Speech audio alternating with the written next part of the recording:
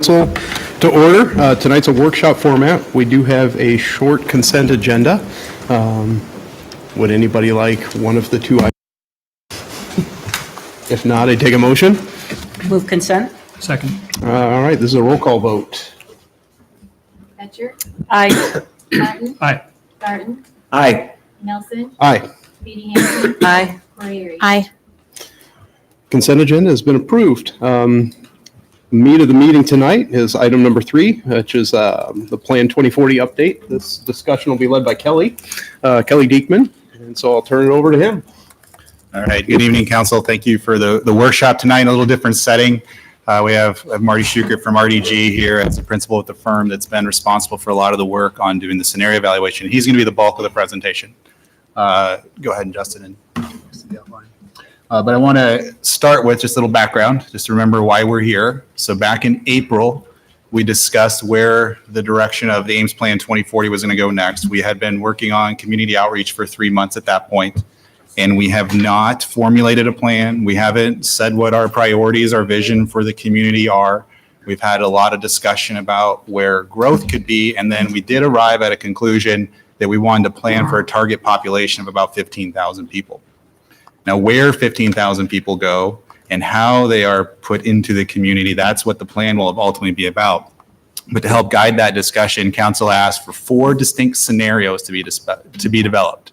So when we look at the map that's over there, you see 60,000 people plus being added to the city. So it's not 15,000 spread around to 4 areas, it's 15,000 or more in each of those areas. And the reason we're doing that is to help understand really long-term growth issues for the community, understand major infrastructure that's needed to serve a large population increase. And it gave us some flexibility for Marty to look at different ways to place people in growth areas and to take into account different environmental conditions, locational issues. And you can see that none of the scenarios are identical. And Marty will go through that a little bit and explain that there's a mix and match approach. If there's things that are good in one, maybe not in another, we can talk about that and see how they might adapt to other areas. So that's why we're here. And the purpose tonight is really informational for the council. This is a really good chance for you guys to dig into what does it mean to the city? What are we looking for as a community? Has the staff and the consultant team started to give you information that's going to be useful as we move forward? And at the end of the presentation, we do very much want to talk about next steps. This is not a pick an option night. This is an informational night, and we're going to have more follow-up information for you. And one of the significant things that's going to come next in August is an evaluation of infill scenarios. So in April, we talked about external growth, and we also talked about a discrete task for looking at infill. And you highlighted a certain number of areas in the city that you wanted us to kind of give an assessment to about what is potential for redevelopment, whether it's commercial or housing or how those different things could work. So we'll bring that back to you as a separate item.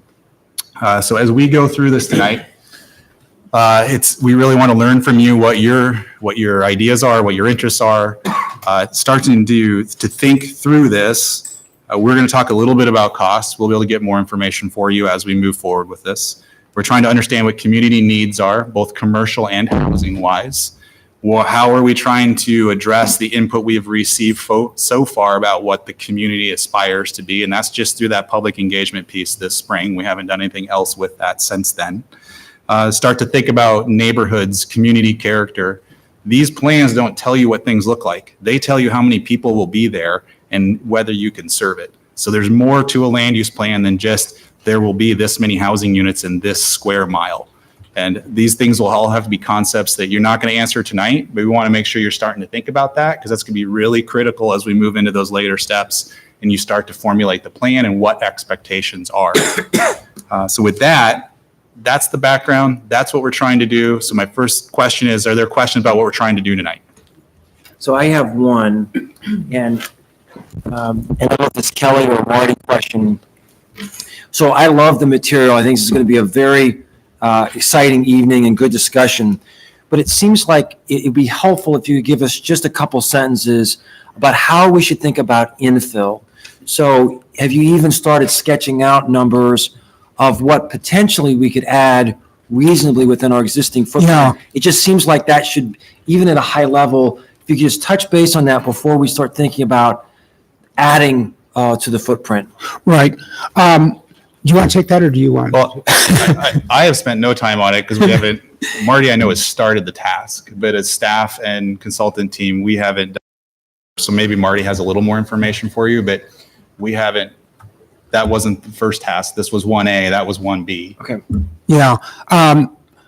Infill is an interesting issue, and has to be thought about in two different areas. One is sort of small scale infill, a lot here, a lot there, and there's some capacity for development in just simply looking at areas that are skipped over.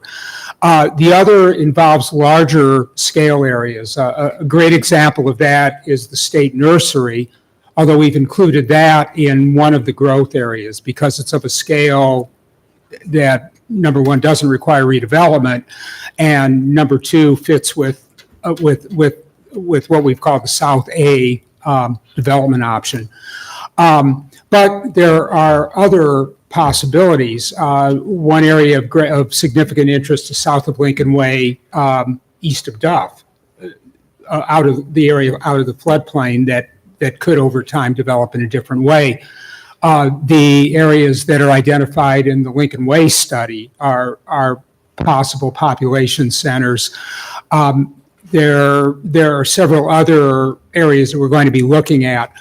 I would say that it's not out of the question to say that of the 15,000 people that we're looking at for aggregate growth from now until 2040, that maybe 20 to 25% of those could be accommodated in infill areas, something like 2,000 or 3,000 people. We don't know that for sure until we've tested it. The density is probably going to be higher in infill areas than in the quote greenfield areas, but there's significant capability there. In a certain way, we take infill as a given, that's something that would be common to any growth scenario. And so, there wouldn't be a situation where we say, we're not going to have infill development, it'll all be greenfield. No, we're going to look at the capability to absorb growth in infill areas, and that will be given in whatever scenario or combination of scenarios we wind up going. Yeah, this is very helpful. And certainly communities are going to differ in terms of their capacity for infill. So I have communities in my mind that have lots of open space within their footprint. They have a lot more potential for adding infill. But in our community, aside from the random lots here or there, I'm guessing the infill conversations are going to be harder. And so they're going to require a substantial conversation about the character of neighborhoods. So that's exactly right. But if you're giving us just as a high level 25% to work with, that's extremely helpful for us as we think through the rest of the conversation tonight. So I appreciate your help with that. Yeah, so that helps us think that tonight, again, we're not picking one, we're talking about parts. And ultimately, when you get the infill piece, you're going to have another set of parts to think about. So are we really having to plan for 15,000 on the edge of the city? Maybe not. Maybe it's 10, maybe it's 12, maybe it's 13. But that's going to be that balance of what's hard to do infill, what's encouraging for infill, and then what else are we reaching on the edges. So again, that'll help fill in the blanks for other choices. Just like tonight, you're going to look at a lot of different parts and decide how that works for us, or not even really decide, ask questions about how that could work for us. And the other thing that's important to remember is that we're in any of these even peripheral areas, we're not going to be 100% efficient. So you can't just say, well, we're going to put all of the eggs in that basket, because not all of that land might not be available. Some of that land might not be available. Right. Thank you for fielding that question. I have a couple of background questions, and I don't know if you're going to touch on these as you go through things, Marty, or not.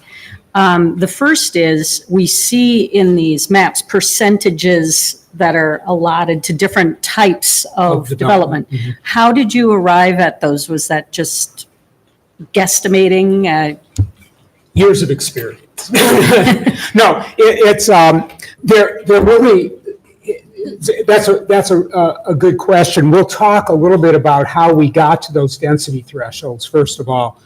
That's one question. And you'll see how they compare with other settings that illustrate those levels or thresholds.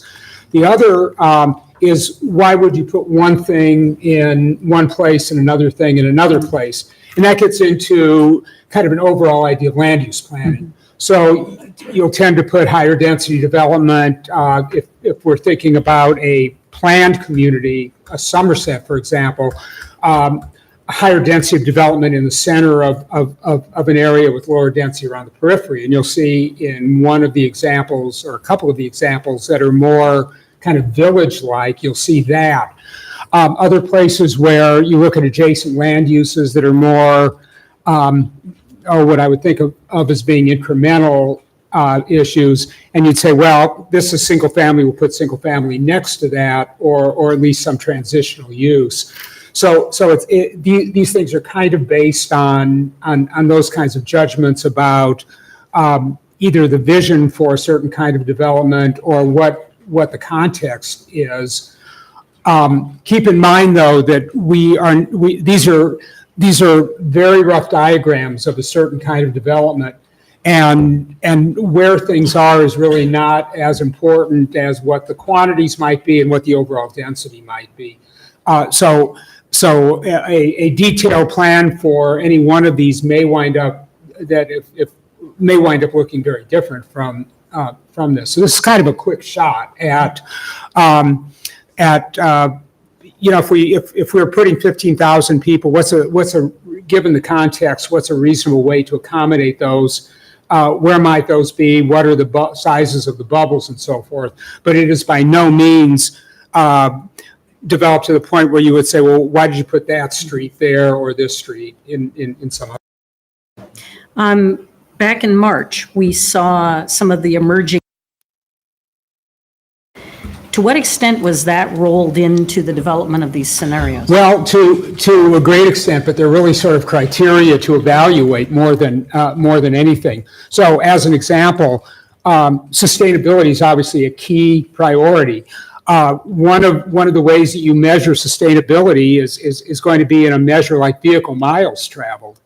So the easier it is for people to drive shorter distances or not drive at all is a virtue. So some of these areas will rank higher on a standard like that than others might. All of these achieve a density that, and that's another significant issue, a density that is higher than the overall density in Ames today. They're by no means Manhattan, and that is Manhattan, New York, not Manhattan, Kansas, but they're higher than Manhattan, Kansas too. But they're trying to be efficient types of development. Although again, some versions lend themselves to more efficiency than others, again, depending upon the context that they're in. So in a way, those standards and ideas are ways to evaluate the quality of these locations, and always have to be used as a measuring stick to make sure we're compliant with them in the final offing. And then one other question based on what Tim was asking, and his comment about the character of neighborhoods and the policy discussion that has to go into that. What about some of these other policy discussions that are involved in these scenarios that we haven't had? So let's go back to, that'll be at the end of the presentation. So We'll talk about next steps and what some of those asks for council and deliberations in the future. We'll go through some of that at the end. Okay, great. Thank you. So for the public and for council, the presentation is probably 99% the same as what you got on Friday. We added a slide with some of the infrastructure depicted that was discussed. A few of the bullets were tweaked to maybe explain issues a little bit differently, but you're going to see the same graphics and essentially the same presentation. So I'm going to hand it over to Marty, and we're going to talk about each area before we move on, just to make sure that we're all focused on the same thing and not have to try to think back 30,000 people ago at the end. And Joe Spradling from HDR is here as well. So Joe's going to talk about infrastructure and public improvement issues related to each one. So we're not at the point of having hard cost estimates, but we can talk about things that are probably needed to provide services to each of these areas. And that, of course, is another significant evaluative criteria. Okay, so first of all, this is just a reminder of what the goal is. So we're projecting a net population growth of about 15,000 people between now and 2040, which is our target planning year, which corresponds to 1.5% annual growth rate. So the problem that we were tasked with addressing is taking roughly that 15,000 people, distributing, seeing what they would look like if they were all in one growth area or another, and what the implications of that might be. So ultimately, when we go to selecting an alternative, it may be something different that's a combination of the best aspects of each one of these, or if there's one that's so compelling that everybody in the world says there's no question, that's exactly the right thing to do, that's an option too, or anything in between. But that's our goal, is to be able to provide in the 20-year time frame a development concept that houses 15,000 people. But also, it's also important to remember that we're thinking in longer terms than that too, and to not do things that would preclude appropriate population growth beyond 2040. So we're looking at 2040, but in a sense, we're also looking beyond. And I think that was one of the main benefits of this exercise. Yeah, and I don't think, looking back at older documents, the city's ever, at least not in the last 30 years, ever had a study of saying, what would Ames be like if it was 80, 90, or 100,000? Mm-hmm. So this isn't telling you the only way to get to 100,000, but this is kind of showing you that even if you pick one as the most logical for 15 years, there's other things that could be happening to the city in the long term. So it helps you give a much longer 50-year probably look at this beyond the 20 years, which is kind of novel for an exercise that I don't believe we've done recently or maybe ever. Okay, so why is this up here? Oh, no, this just shows that we in looking at these scenarios and designing the diagrams, there are some specific constraints that we made sure were factored into this. So we didn't touch any land that was owned by Iowa State University, for example. We didn't touch any land that was in a 100-year floodplain. Those are all left as open space. We avoided, to the degree that we could, steep slopes. So in a sense, there's a what we would call in the trade of conservation development type of orientation here. That is, you take the more environmentally sensitive areas out of the mix entirely and design around those, use those as open space resources, and then in certain places developed a somewhat higher density in the developable, less sensitive areas. So all these maps were as you can see, me industriously bowed over them, were all used as givens, which we then work the diagrams around. That's kind of the basic map that shows the environmental constraints. There it is, right over behind us on an aerial photo. So the blues are the big floodplain or flood-prone areas. The darker yellows with right angles or Iowa State lands. The reds and yellows and oranges and so forth are steeper grades. So those are the main environmental, and the lighter greens are wetlands. So those were the environmental constraints that we worked around, and generally in all of these schemes avoided putting anything built on them. May I ask? But so you've categorized ISU as being a particularly difficult seller. Yeah. But was there any further investigation into the availability of other properties in any of the spaces here? That's maybe just too complicated. So no. So at this point, the task was to put down on paper what it would look like. There has not been any ground truthing to anything. There hasn't been reaching out to property owners. There's been no public input. This is really the unveiling of work by RDG. Public engagement will be kicked off for basically through August to let people have comments and input about the thoughts that are expressed here tonight. Thanks. Yeah, and that's why it would be unwise, even in whatever a preferred scenario turns out to be, to have it be exactly one of those areas. Because we don't, some of it may very well be available. Others, the owners might want to be farming from now until, they decide not to farm anymore. So we've always got to have some sort of expansion factor beyond just the net amount of land needed to house 15,000 people. Marty, can you go back one slide? I Sure. just have a question about this. So I'm assuming that on the eastern side of 35, where we've got the green, if you go south of that, down Kettleson Marsh, is Oh, that? yeah, that's Okay, right. that's right there. Yep. And do we have the pipeline on this map at all that is mentioned later in the assessments? It's over on the other it's over side. here. So it's not on this map. But it's over here. So It's on one of these.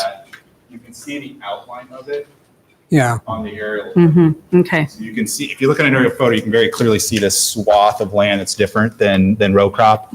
And that's basically the footprint of that oil pipeline. Yeah, it's going to clip off the southwestern corner of that development area a little bit, but that's pretty much the only impact. And when I drew that, I completely forgot about the pipeline. So, but it's not a big deal as far as affecting that area. We pretty much stayed out of it.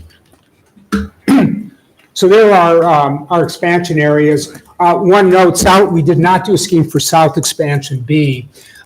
That's because that would really involve choosing either the East or South Expansion A area and would become a second and rather distant future phase of that. So South Expansion B could be in play at some point, but probably not in the 2020 to 2040 timeframe. Okay, so now we get into the density issues, and we have these are actually diagrams that we did for the Oklahoma Comprehensive Plan. To really try to illustrate exactly the same kind of thing. What you see on the left of the slider are what we refer to as transect diagrams. So those are kind of schematically illustrating what a gradient of development would look like from agricultural all the way up to downtown development. And that's a way of showing, as we did in Oklahoma City, the relative impact of various scenarios, because the scenarios there were related to density and how much development, what percent of development would be given to higher density growth. I show those because they're kind of cool diagrams, but our issue, as we discussed earlier, is really more geographic than it is density, because Ames is committed to a density mix that's higher than Oklahoma City really ever experienced. But we also did and have done a series of diagrams to try to illustrate the thresholds that we have been talking about and applying to Ames. So up at the left, you see a mix of conventional single-family houses, some attached development, a little bit of commercial, some townhouses and so forth, that corresponds to a gross density of somewhere between 3 and 4 units per acre. And you'll see in a minute settings that illustrate that kind of a density threshold. That's what we have called the low-intensity urban residential environment. keeping in mind that because industrial, which is a big space user, has already been allocated to the east, that it's really residential that's going to be the key determinant of the geography of growth areas. And when we talk about gross rather than net development, we're actually incorporating commercial and other non-residential uses into that. So when we talk about 3.5 units per acre gross, we're talking about something more like 5 units per acre net. That is a combination of conventional single-family, small lot single-family, attached housing, semi-attached housing, some townhouses, and so forth. So that's our low end. Then we go into medium density residential, which we're allocating a little bit differently in 2 categories. One at 6 units per acre, one at 8 units per acre gross. This gets into small lot, single family, townhouse, semi-attached development, and so forth. So that gets into the next level up.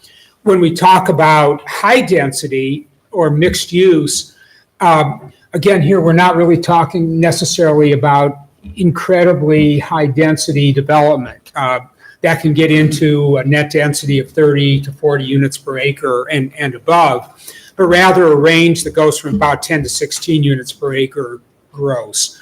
So that involves townhouses, lower rise, multifamily, and occasional tower, but generally densities that are reflected in development patterns in Ames. So we're not going into an area and saying, well, this is going to be a high density town center that's going to develop at 40 units per acre. We're not doing that. We're in the Midwest and in a compact, medium density kind of framework where much of the housing is still going to be single family. Now there are trends that are going in different directions. So for example, nationwide, the construction output of traditional single family detached housing is really leveled out. And the biggest growth area is townhouses, is attached housing nationwide. Why?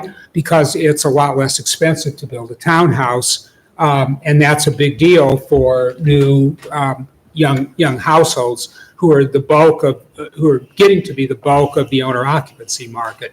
So how that plays out over the long term, we're not exactly sure, but it does tell us that because there are lifestyle and preference changes, affordability issues related to attached housing and the structural economies of that kind of housing, the fact that a lot of younger millennial households don't necessarily like to spend a lot of time mowing the lawn and like to spend more time going to soccer games or playing with kids in playgrounds or walking or biking, all have an impact on what the development mix might be. And that will be a fluid situation too into the future. But so we're looking at the next 20 years.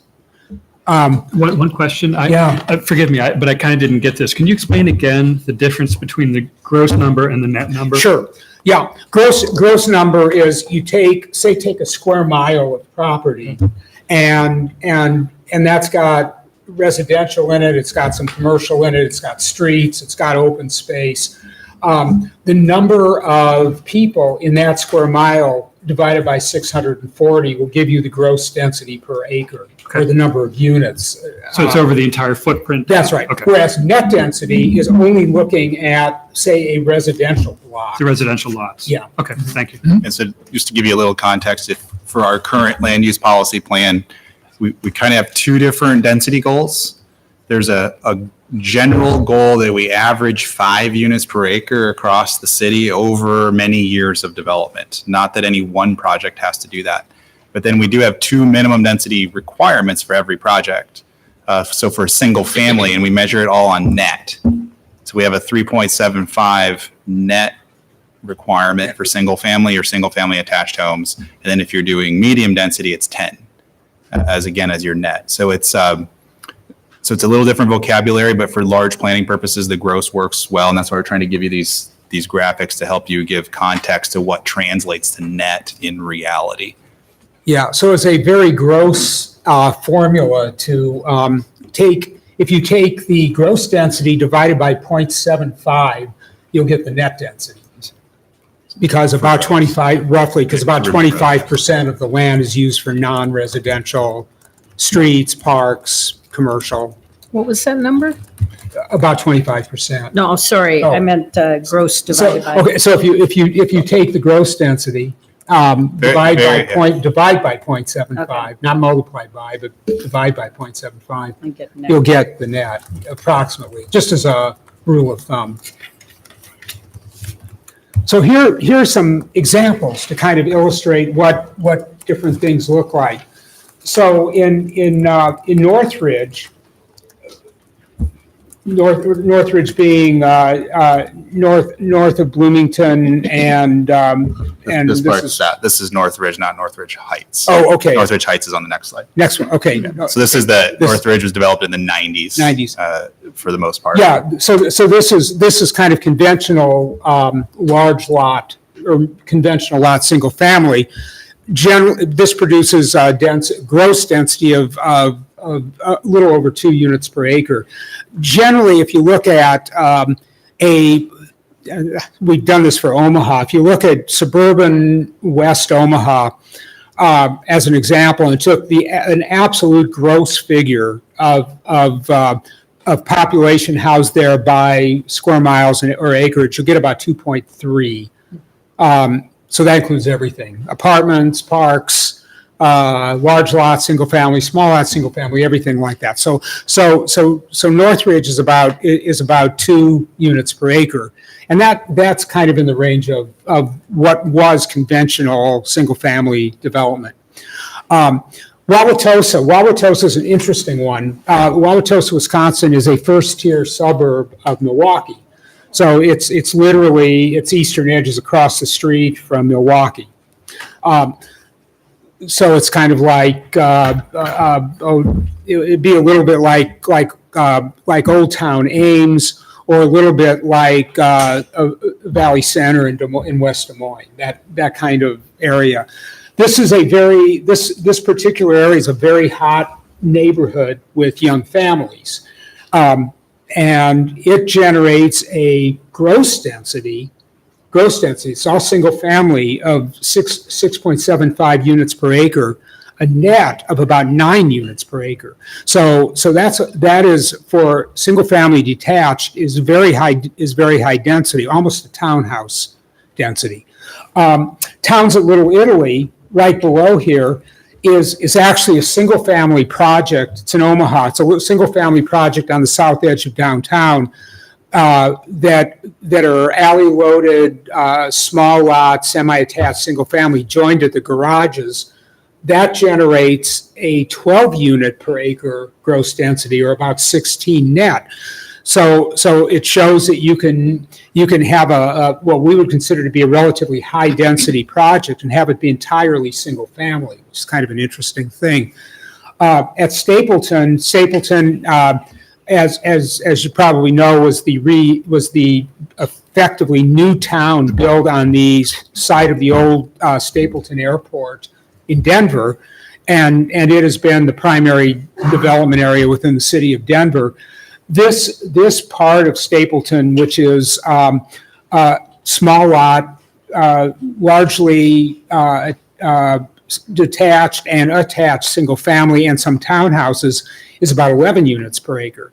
So there are a lot of different ways of achieving these densities, and that's what's kind of interesting about looking at ranges rather than the old way of saying this area shall be single family, this area shall be multifamily, this area shall be townhouse, because you can get a much richer mix. So even when we talk about the diagrams in a few minutes, when you see yellow, that does not mean R1 single family. It's a blend that generates that overall density target of 3.5 units gross per acre. Northridge Heights is interesting. So this generates a rather high single-family density of about of 4 units per acre. 4 units per acre gross, which again now corresponds to about 5.5 units per acre net. So that's roughly 7,500 square foot lot, something in that. So this is the prototypical FSRL and FSRM subdivision model. Right. This is what our zoning ordinance wants. It wants about 80% single family and about 20% everything else. So Northridge Heights is a prototypical product of our current zoning code and our current land use planning practices. And then we have the Edwards Elementary area, the Mortensen, the neighborhood that's named after writers. Took me a while to figure that out, but I was thinking, oh, Roger Clemens, is that the, no, Samuel Clemens. But that is an interesting neighborhood because it generates the same gross density that most of these development scenarios are generating. That is about 6 units per acre, not necessarily in the same way, but it's a mix of some very high density development with conventional single family. So again, there are a lot of different ways of achieving these mixes, but even though we've used conventional kind of Euclidean land use colors here, they're really meant to symbolize ranges rather than monocultures, which I think is another value that is consistent with the village concept. And so even though some of these don't look like villages, they still follow that idea of mixing densities and mixing uses within these areas. So now we look at specific villages. So we've got on the left the village or higher density part of Somerset, which is about 5.3 units per acre gross, or about 9 units per acre net, which is actually a little bit lower than many of these diagrams, but in that ballpark. And then finally, Stapleton is a big project which has a tremendous amount of open space. So its gross is actually only about 3.5 units per acre, even though it has a variety of housing types. Has a lot of commercial. All that area is regional commercial, so that all counts in the gross number. So that brings the gross residential density down. So all of these are there for comparison's sake. So now, with that, any questions or comments so far? Okay, so now let's get to so much for the preliminaries. Now for the main event. So here are the our 5 areas. A north area that is bifurcated by 190th Street. So in a certain sense, everything south of 190th Street is probably a given. It's the market is going to fill these in, and they're almost in some ways infill development because they're continuous with what we've got now and don't involve much in the way of new infrastructure. The area north of 190th is a little bit different from that because that will, as Joe will describe, does involve some major investments. So as you saw in the original slideshow that you've gotten Friday, that we've split those out by south of 190th and north of 190th. The east development area is in some ways a new town or the beginning of a new town. With a high density center, commercial development that would happen along the I-35 corridor, some of which will already begin to happen, and joins the industrial park, the industrial East Side Industrial to the south. South A is a very compact sort of development extension to the south. West A involves some infill development, a continuation of the Mortensen corridor and so forth to the west. West B is really also kind of a village type arrangement with some modifications, primarily south of Lincoln Way, with the biggest chunk of it south of Highway 30. So each one is a little bit different, but they're all in the same ballpark in terms of population. So now we'll look at north. So here's, for orientation's sake, here's Bloomington and GW Carver. Cameron School Road, which goes into GW Carver. 190th Street goes through the middle of these, and Ada Hayden Park is shown right there. South of 109, this is the golf. That big green thing is the golf course. From a public improvement point of view, we're projecting a street grid extension of collector streets. Trails that link all of these pieces together, a greenway that parallels the railroad track. Most of the growth actually happening between Grand and the railroad, with a school and community park in the middle of it. A trail system would connect all of these features diagrammatically to a Squaw Creek Greenway and to Ada Hayden.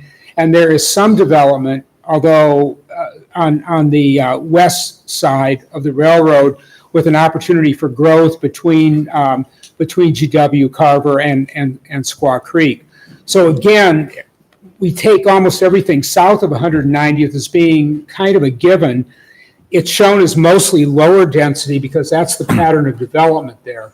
So to start injecting high density apartments in there, we suspect would produce a fair amount of opposition. So being somewhat smart politically, we're suggesting a more moderate density scheme. Whereas when we get farther north, we can get a little bit more creative, develop a corridor with higher densities that feeds into a school with significant commercial at 190th and 65, and maybe at 190th and GW Carver. And are able to develop something that has some resemblance to a planned community setting. So what that looks like from a density point of view is, from an overall perspective, in this 5-acre area, we're able to get very close to our 15,000, about as close as you can get diagrammatically. You can see what our method has been, that we've taken 3.5 gross units per acre gross as our low density, an urban family that's a little bit more single family in character, a medium density that's a little more townhousey in character, depending upon where it is related to the diagram. And then finally, 2 high density concepts. This shows you what using our formula factor, what that means from a net density perspective, assign a level of population per household to that. So in the lower density settings, we're going to have more family housing, so that's going to have a little bit bigger family size. In our apartment or higher density settings, the number of people per household is going to be a little bit smaller. Each of these is allocated to acreages, number of housing units, and the estimated population housed in those.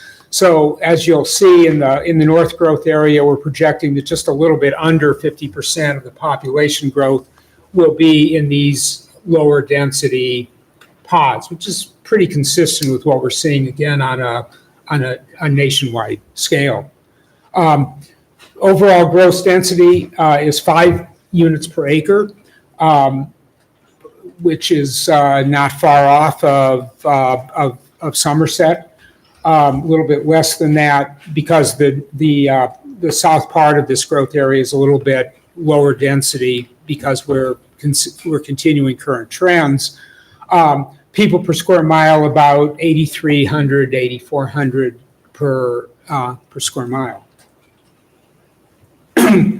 Next, in this slide now, we've broken this up by south of 190th because in a certain way we think that's going to be a given in the market. That actually houses about 5,000 people. at a density of about 4 units per acre. So you can see that's very close to Northridge Heights, rather. North of 190th, we're able to achieve a higher density than that, grossing at about 5.8 units per acre, and that houses about 2/3 of that 15,000 group of people. So basically, that's telling us that we're pretty much on track in terms of what what we're used to building and what we're targeting toward building in the future. So a lot of these numbers are really reality checks. So So- just a quick comment on Yeah. that. So again, compared to current practice, in our floating suburban zones, again, there's low and medium density. There's no such thing as high density. That only exists within essentially the existing city from 1997. Categories, high density and HD mixed use. Those are not currently allowed within the land use policy plan in the new lands areas. Our low, urban, and medium are really the only three that fit our current zoning. So if we go this route, what we're saying is to reach these kind of numbers in this pattern, you'd have to consider other housing options than we currently do. And that's just one of those policy differences from current plan to something like this. And I'll try to give you a little context when these come up about what's really Right. different than today, and that'd be the most clear one Yeah. on this table. Yeah, great point. And this whole North Growth area is Gilbert School District. 100%. All Gilbert, right? So I have, when we get to it, if there's questions, I do have some rough numbers for school districts that serve the different areas. But this one is 100% Gilbert. Okay, so the next slide, I have a question about this. Just when I think of the previous slide, we were just, this one, as like a spreadsheet, right? Was it, did it take a lot of work to sort of choose the density targets and all that in order to hit these numbers? Or, I mean, trying to understand. How we get like, so is it close? sensitive? Yeah, well, I mean, I know you're looking for a target here. We're Yeah. trying to reach 15,000 people. I Yeah. get that. But is this something that was, relatively hard to achieve or relatively easy to achieve given the constraints you were working with? relatively easy to achieve. Good, thank you. Yeah. Yeah, Which means it's more flexible. The That's kind of- reality of it actually was doing doing a diagram that involved these specific areas where we just kind of worked out bubbles or masses that we thought made sense, assigning these realistic numbers to them and testing to see where we were, and we were usually very close to it, which is kind of interesting. So there's not a lot of manipulation involved here to try to fudge the numbers around to come out of 15,000. In other words, they all just did. In an area like East, as we'll see in a minute, when we went all the way east to 590th, yeah, we were way over. We had 22,000 people in that. So we said, all right, we'll just cut that off. We won't go all the way to that ridge line. We'll cut that off and leave the rest of it to a later phase.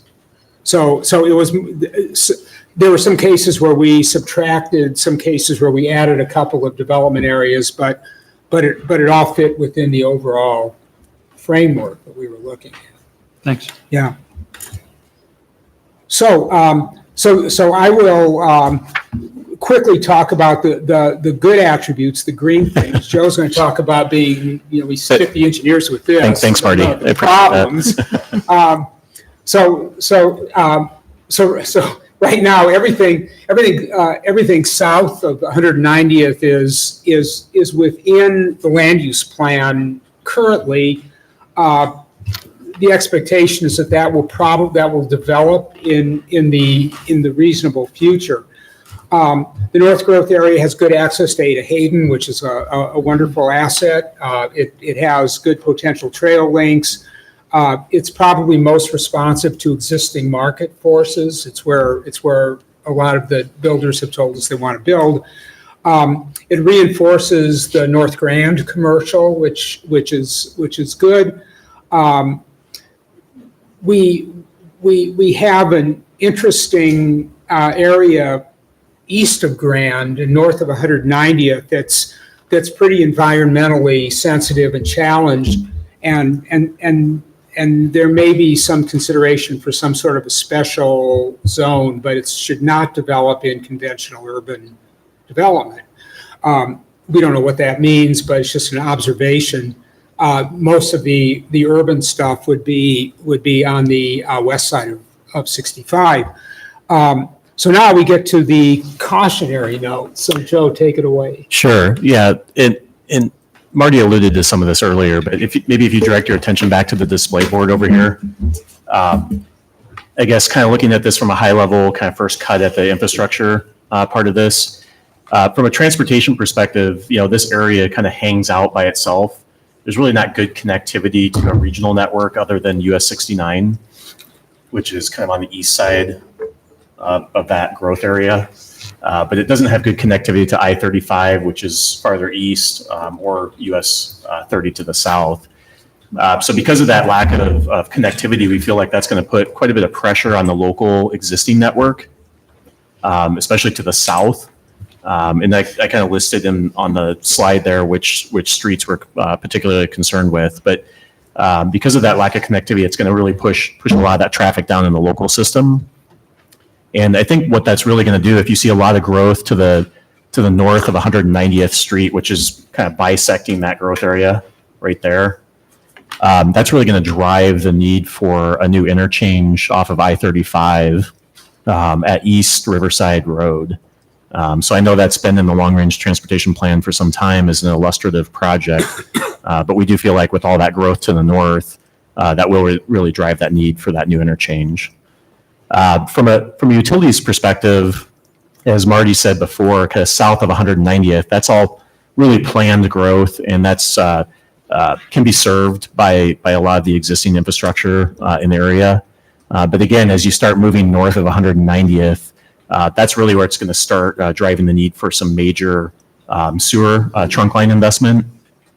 And that's really going to take a trunk line that's going to have to extend probably, there's kind of two options. One could be kind of north along US 69 and then cutting into the growth area, or it could be up the Squaw Creek Valley area as an option. So again, that would be a pretty major sewer investment. The other thing that should be considered is as you move north of 190th, water pressures will need to be looked at, and there could be the potential for a new water tower to maintain those pressures. So those are some concerns that we certainly have kind of within the growth area as far as transportation. I think everybody's familiar. There's a Union Pacific spur line that runs kind of north-south, kind of bisecting the east and west half of that growth area. That's really going to limit connectivity on the east and west sides.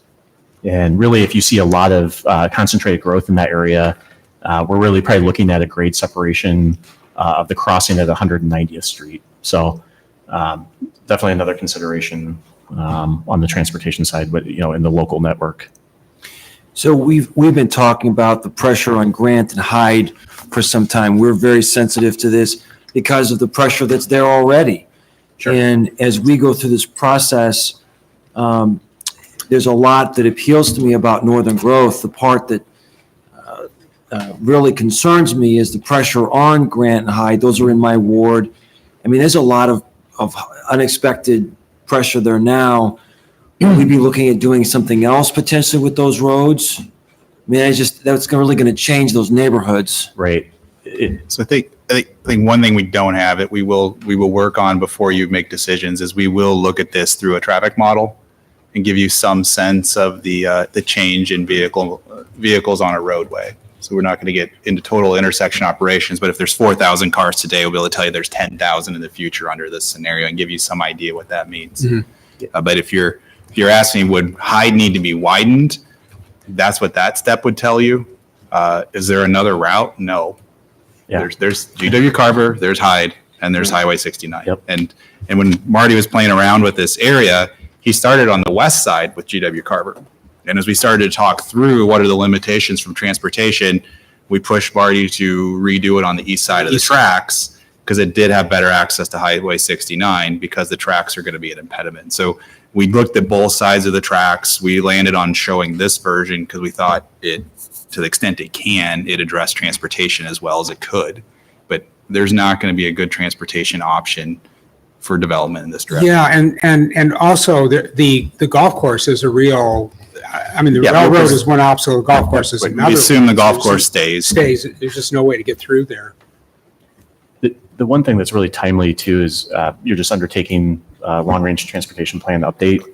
And so the future land use preferred concept that comes out of this effort will feed into that long-range transportation plan. And that includes some travel demand modeling. So all of this good work here is going to be tested out in the traffic model. Mm-hmm. So that's what Kelly refers to as far as maybe getting some better answers on some of the operational from a high level, and then some of the origin destination of this future traffic in these growth areas. We've been building houses to the north of Ames, and in some ways, I sort of feel like we've been kicking the can down the road a bit because we haven't said, okay, where is this going and how is this going to impact those corridors? In some ways, this makes a very good case for the kind of planning we're doing, because the lack of planning to stub in to think about northern growth created the situation we're in today. So Well, there's, lots to think when about. you look at the history of our planning for North, right, there's been different things that happened before I was here. We evaluated these different scenarios for North, Northwest, Southwest at different times. And the transportation plan over the 20 years, 15 years we've been an MPO has always highlighted these major roadways. Like it's had Bloomington have a bridge to South Dakota and a bridge across Skunk River. Those are not feasible projects financially for us. So we don't have these connections that we may have put on paper a long time ago and said, well, that'll solve it. So we're trying to be more realistic with our transportation improvements, saying, well, we're going to go off Riverside because that's the only existing roadway that might be feasible, and avoid these large bridges and other things that are expensive. But it doesn't necessarily break down the traffic the way we would like to see it from Public Works or from planning. Mm-hmm. Thank you. So we're pretty early in this discussion, but one of the things that comes into play, at least with this scenario, is market forces. Ames has grown north, and if we don't go there, does Gilbert come south and create the same issues? So if we talk about these transportation Absolutely. things, we would have to be cognizant of the fact that That's right. it could happen anyway. That's right. That's absolutely right. And one thing I would say that subtly one of the points of this diagram is that it tends to push. It's trying in its way, although Ada Hayden gets in the way of that, it's the other obstacle, tries to push traffic to the east and presumably toward 69, which is easier to widen than a street like Hyde through residential area. You know, so I mean, without these obstacles, this would not be that difficult a problem to solve. But we've got three really. I mean, they're barriers to connectivity, and they really limit the number of north-south corridors that we have. It's just a fact of life. So in a way, the design of the areas can try to tip the balance of movement a little bit more to the east than to the west. And the East Corridor is a little bit easier to deal with in some ways. And one of the housing issues to wrestle with is going to be, especially when you start to talk about new areas that we've never had or haven't had development in 50 years, is the market forces that created what we have in the north, what is really going to be desirable 20 years from now. And what we're saying is that commute from up there to anywhere else really going to be desirable when you can live a lot of places with much easier commute distances. So if we're talking about workforce housing, maybe a dual income household with maybe a resident in Ames that works in Ames and someone else leaving, that's that competitive position against other cities that have the ability to do commuting in a shorter distance and a shorter time frame. And one thing I'll allude to the next growth areas, but you can kind of look at that board and you can just see the better connectivity to the regional network in those other growth areas. So this is something to kind of keep in mind as we go through those other growth areas. So the only red dot we've got here is the sewer infrastructure. But I'm seeing the review of public safety resources up there under the orange. And I know we keep discussing whether we're going to need a new fire station in that area. Isn't that something we would definitely need if we're going to expand this? So the symbology here is green, we're highly likely to always be a truth of probably a positive thing. Yellow means we don't know for sure what the answer is. Red, and there's only one bullet with each red, is something that was clearly has to be solved or none of this matters for that area. So it doesn't mean yellow will stay yellow. It doesn't mean go caution. So yellows could move to green or red or stay yellow as just, well, that is what it is. Maybe it's not great, but we have to solve some of these things with more information. Yeah. And so public safety would be one of those. So I want to take something Chris said, because I think it was very important. Let's say the council decides no more northern growth. We're still going to have growth coming from Gilbert, but also further developments, perhaps even in the county. We're still going to want to think about that transportation, the impacts it's having now. So we can't get away from this. I think we've gone far enough in development. We have to have traffic studies to evaluate what's happening there. So we're going to be stuck with the cost of the growth if we don't go north, but we're not going to get the benefits of that housing in the city of Ames. So in some ways, these issues are really, I think, tipping the scales that north really has to be part of the combination. Yeah, it's a strategic issue. It's kind of, it deals with physical direction and so forth, and it also deals with financial realities and competitiveness and who's going to do what. So it's we're talking about a little bit of a chess game in a sense, and in terms of which levers do we pull that are going to do us the most good as a community. And then you have the very common issue of growth inducement. When you make the transportation That's right. improvement, it actually causes that Causes reality that to to happen. happen, right. So to assume it will happen if Ames doesn't do certain things may or may not be true. And that's been common across the nation for 50 years is growth inducement by choices of infrastructure. Mm-hmm. So that we don't have those answers for you tonight, but these are the things you got to be thinking through as you start to prioritize the city of Ames and what we want to be as a community in 20 years. Tim, I'm trying to understand the limits of what we can do if we did want to limit that growth. Now, I understand Gilbert could move south to a certain extent. They can get within 2 miles, right? That's the way we currently have. We're already within 2 miles. So, We're already within 2 miles. So how this starts to shake out, both cities and the county would have subdivision controlled by state law. Right. So rural development can only happen if the jurisdictions that have subdivision control allow for it. And you can't say no to zoning. That's not our issue. But what infrastructure goes in can be the requirement. So for example, in the fringe plan, certain areas we allow for rural development without city infrastructure. There's other areas we don't let it happen because we say only build if you have city infrastructure. So you would have those same controls if we didn't have growth here and we said it was a county issue, or then it would still be our subdivision authority of whether they build it to an urban standard or to a rural standard, along with Story counties. Now, the question of how you get closer to Gilbert. This is why the City Development Board exists at the state. It resolves annexation issues. It doesn't tell you how to plan. It doesn't tell you about subdivisions. It just says if you want to annex land and it's within the 2 mile area of another city and they want to contest it, the City Development Board is going to do an evaluation of who can serve it best.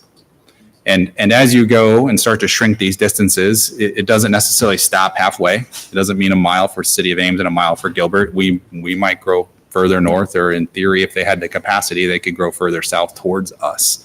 But those annexation issues get resolved through the state. They would have to prove to annex land that they have the ability to serve it in some plan, some capacity to do that. And if we didn't think they did and we thought it was important for us and we had the ability to serve it, then we could contest that with the state. Now, we've never had to do that. That's more of an issue that you see in the metro area when the growing suburbs are trying to vie for an area of land that might be fit in either side, and they have to decide who can serve it more effectively and all of those things. We haven't had to deal with those issues.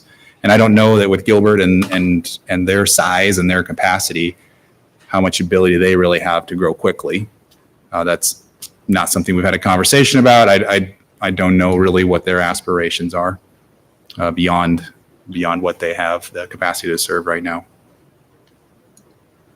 This is a very healthy conversation. It's great. I appreciate, let us take some time on this. It would seem like as we start to develop the plan, we might want to know some of the answers to those questions, though. Specifically relating to Gilbert. Yeah, that's a very good point. Okay, should we move on? Any other questions about About land this. use or the configuration or anything else for north growth right now? Can you tell me one more time about that potential special development area that's kind of, It's tough to develop.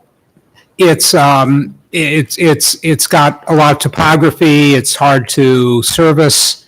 There's probably some demand to do something there.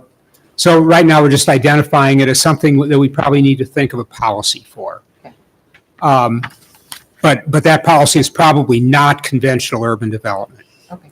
And it may be a policy that's about Story County and what's their view. Yeah. And we haven't even started to talk about what's a new fringe plan, if there's a new fringe plan. We have to solve city first and then look at what that next layer of external planning, extraterritorial planning is. Yeah, I mean, the thing of it is, you look at that area and say, well, why did they stop coloring at 69? Well, because it's different. And, we're not sure what the answer to that might be or what the recommendation for that might be, but this is just calling attention to the fact that it is unlikely that it will be conventional urban like everything else. Okay. You want to Okay. go to east? All right. Okay, here's now for something completely different, as Monty Python would say. So the East Development Area has limited geographic constraints other than a drainage way that runs northwest to southeast through the middle of it. We are assuming significant commercial development along the I-35 corridor, with the exception of the marsh, which would be buffered and maintained. So this could be office or even along what would be 570th multifamily. In this concept, we're suggesting a green corridor along the drainage way with a high-density kind of town center or nucleus. Town center used advisedly because it really ultimately would have some of the characteristics of a new town. In the sense that Somerset is, or even that the West Mortensen neighborhood is in some ways a new town, separated from the things that are around it. So there is that feeling. It primarily, just in terms of concept, envisions a green corridor with trail that would link back toward Ada Hayden on the other side of I-35, a mixed-use nucleus surrounded by lower density development around it, a more interstate-related corridor between 570th and I-35, and then a relationship to the industrial park. 580th continues through, would have a grade separation over the Union Pacific and an interchange at Highway 30. And I think an interchange, not just a grade crossing. Correct. Yeah. That would be that. So if you don't remember that, DOT is committed to realigning Highway 30, and they're going to remove access along Highway 30 and reposition it to 580th Street. And that's really going to be our front door to East Industrial. There's no exit directly to East Industrial, so Highway 30 is our front door to the East Industrial area, or it really needs to be. You'll notice we sort of curved 580th a little bit there. That's because I'm sort of incapable of drawing straight line grids all the time, so I like to draw curves. So there's one. Mainly, it's to shorten the distance that we're in the floodplain.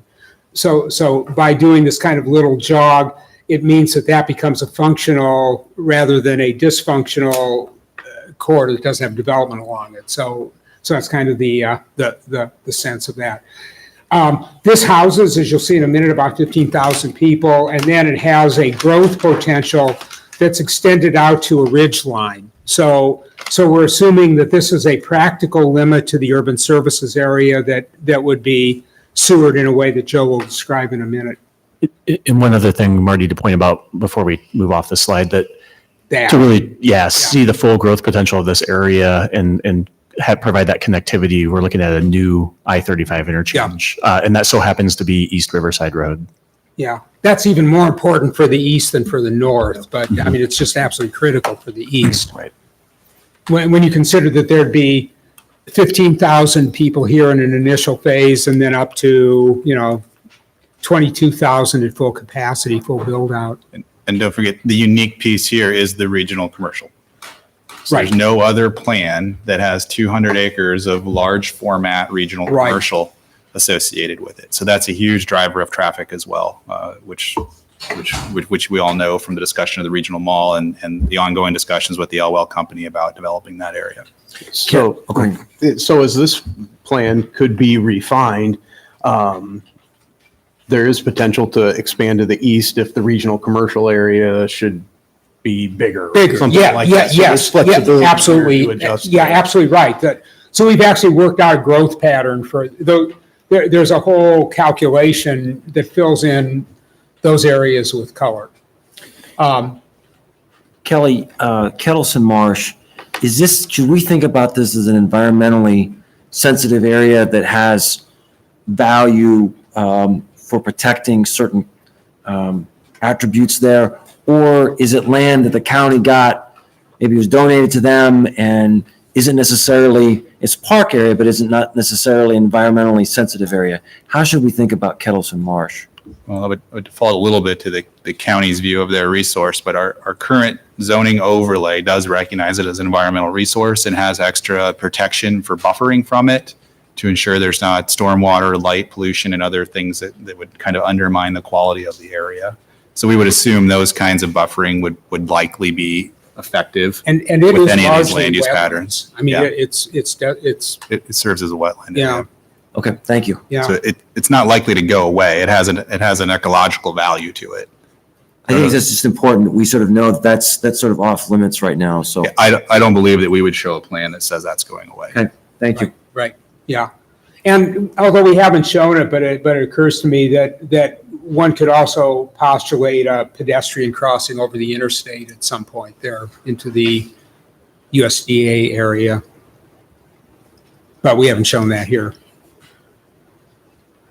Is the proposed or necessary interchange up at East Riverside one that could also then serve a north growth area? Or would we be looking at an Yes. interchange somewhere else? Yeah, it has absolutely. to be there. Yeah, it's the only place that it can be, because of the distribution of interchanges. It's That's what the it only looked place like that- to me, but Yeah. I wasn't going to guess. Well, one of the things that we talked about the last time we looked at the long-range transportation plan was to maybe look at 190th and taking it through to the north of the mine rather than 180th at Riverside. So I can't remember how that discussion worked out. So some of those ideas are more what the LRTP is going to get into. We think a north interchange is necessary. where it is. We think this is probably the best location. I mean, you have an existing one at 190th. It's just disconnected to the west, and we think that's harder to bridge than to use an existing roadway and build an interchange. But that's something that I think the LRTP can Yeah, so look at. The way I would think about this is we've kind of got this idea, and then through the LRTP and the travel demand modeling, we'll test out this interchange and look at its operations and demand with these future land uses. I'm going to go back and correct myself. It was not Riverside. It was Bloomington Road. That's the one I remember. That we were going to push through. Yeah. Yeah, so that's where I'm saying some of those that seem way more far-fetched in practically constructing, we're staying away from those in this effort. Riverside doesn't require a bridge. Doesn't require, Correct. right, Either of the other two options would. So, correct. thank you. Okay, so in terms of what this particular area looks like, you can see that in our scheme here, there is far less of a percentage of the population housed in low-density settings. in this part of it than there would be in the north growth area. When we add in the expansion area to the east, which is primarily low density, that number changes. But in this area, because we've got the industrial and the regional commercial and so forth, the adjacent densities will tend to be somewhat higher to reach that population. Of course, this is all adjustable, but it's just different. I mean, all these. That's one of the beauties of this of this methodology, is that we can actually manipulate the numbers and turn one blob yellow instead of orange, and it'll have an impact on the gross population. So here we're in this scheme, we're at about 6.5 units per acre. Higher density than in the north, about 10,000 people per square mile. And in this concept, we're housing the majority of people in some form of higher density single family or semi-attached or townhouse type of development than we are in conventional single family. It's kind of what this effectively means. So next slide. So the attributes are that this is a great location for commuters, that if you work in Des Moines or anywhere along the I-35 corridor, for two earner households, it's very, very attractive. It's close to the jobs will be created in industrial. It's close to regional commercial. So it's got some, even though it's kind of separated, it's got some real interesting attributes to it. It's relatively close if you go south to the center of town. So when you think about it, seems like it's kind of out there, but actually, because downtown is sort of also out there, it's pretty adjacent.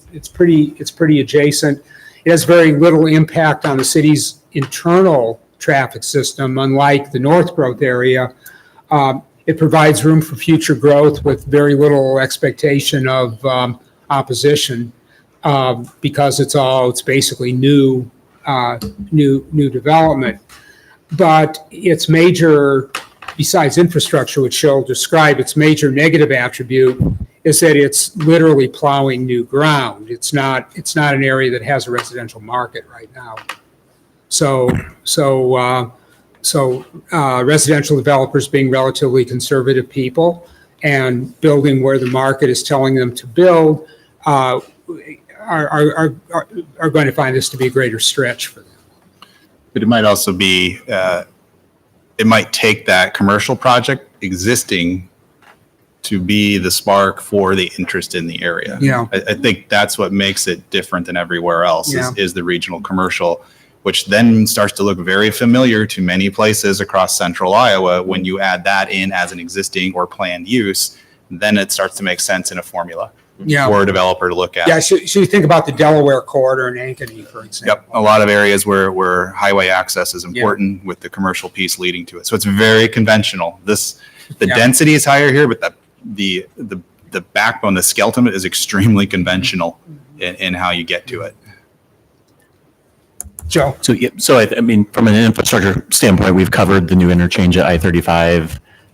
We've talked about kind of that. This is, greenfield. You're looking at a whole new street network that would need to be developed. What we really haven't talked about, though, is really that major investment on the utility side of things. So you can kind of see that as you move down the list to the sewer infrastructure.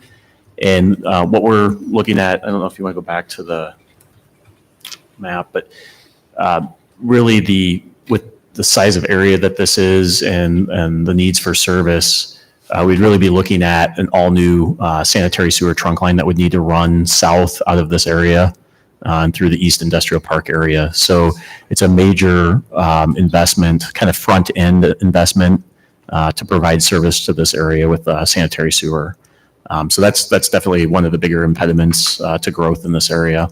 So on that, but aren't we going to be putting in that kind of structure for the commercial area anyway? No.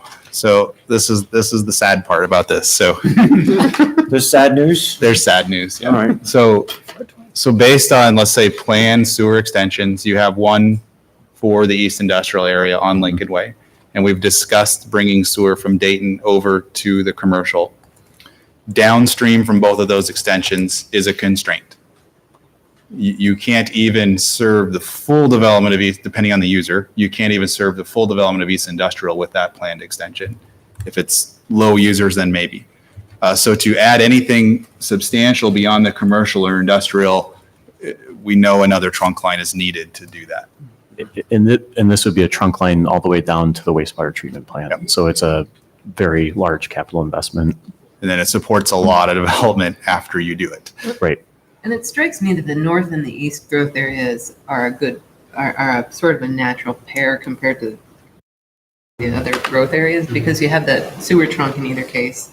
They would have to come up through this area anyway, and you have that I-35 interchange for both. They're serving both. So like if we were thinking even farther down the road, growing farther, or, I mean, it's an interesting thought that the sewer trunk would have to come up through here anyway to serve that northern growth area too. They're kind of a natural Good point. pair, the two of those. When you get to the south, I think you'll see a real natural pair for south and east Oh, really? also. I Yeah, see. yeah. So when you start Okay. to look at we'll see, I think that's next. Okay, next is South A. So any other questions about the east, the mix? So again, the patterns are different each one of these. As Marty said, the housing mix is much higher here versus maybe a second phase of lower density. So it helps you give a sense of land area needed for different densities, different housing types. And as you start to feel about what we're looking for, you can move these different pieces around, get different footprints of growth areas, bigger or smaller, depending on what your housing choices are. The commercial probably doesn't change. It's really going to be that housing part that's fungible. Right.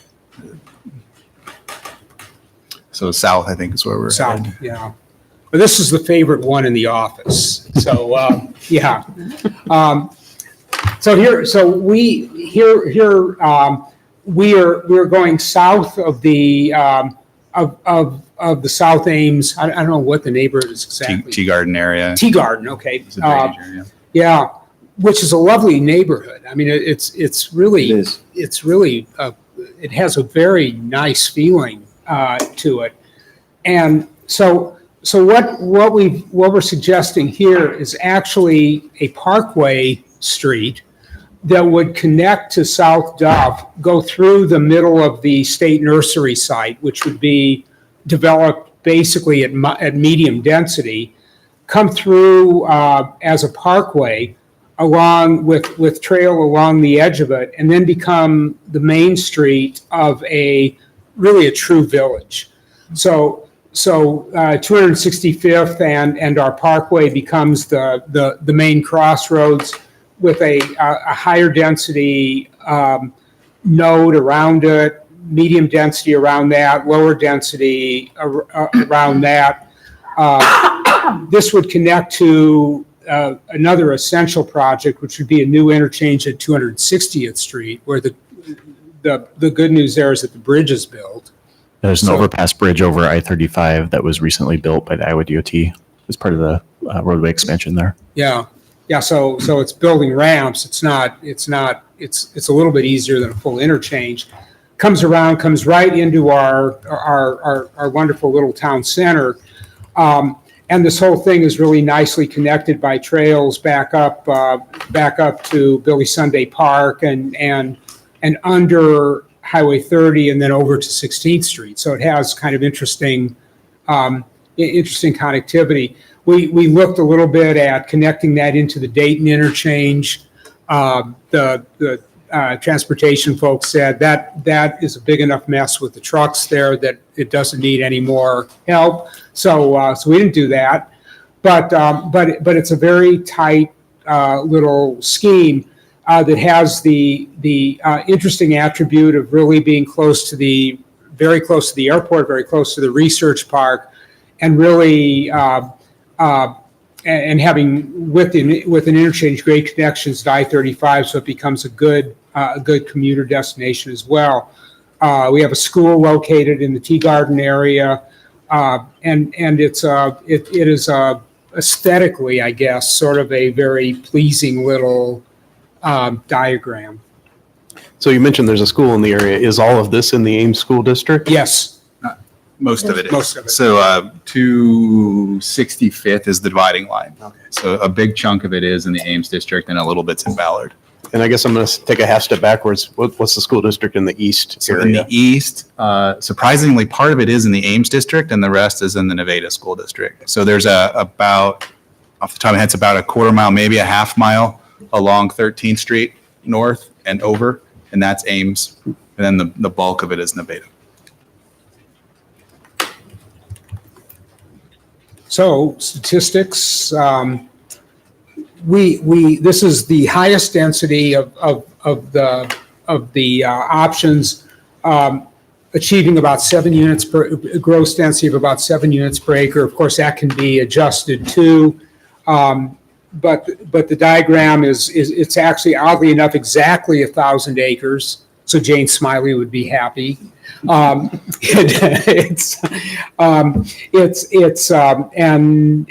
achieves about 10,000 per square mile.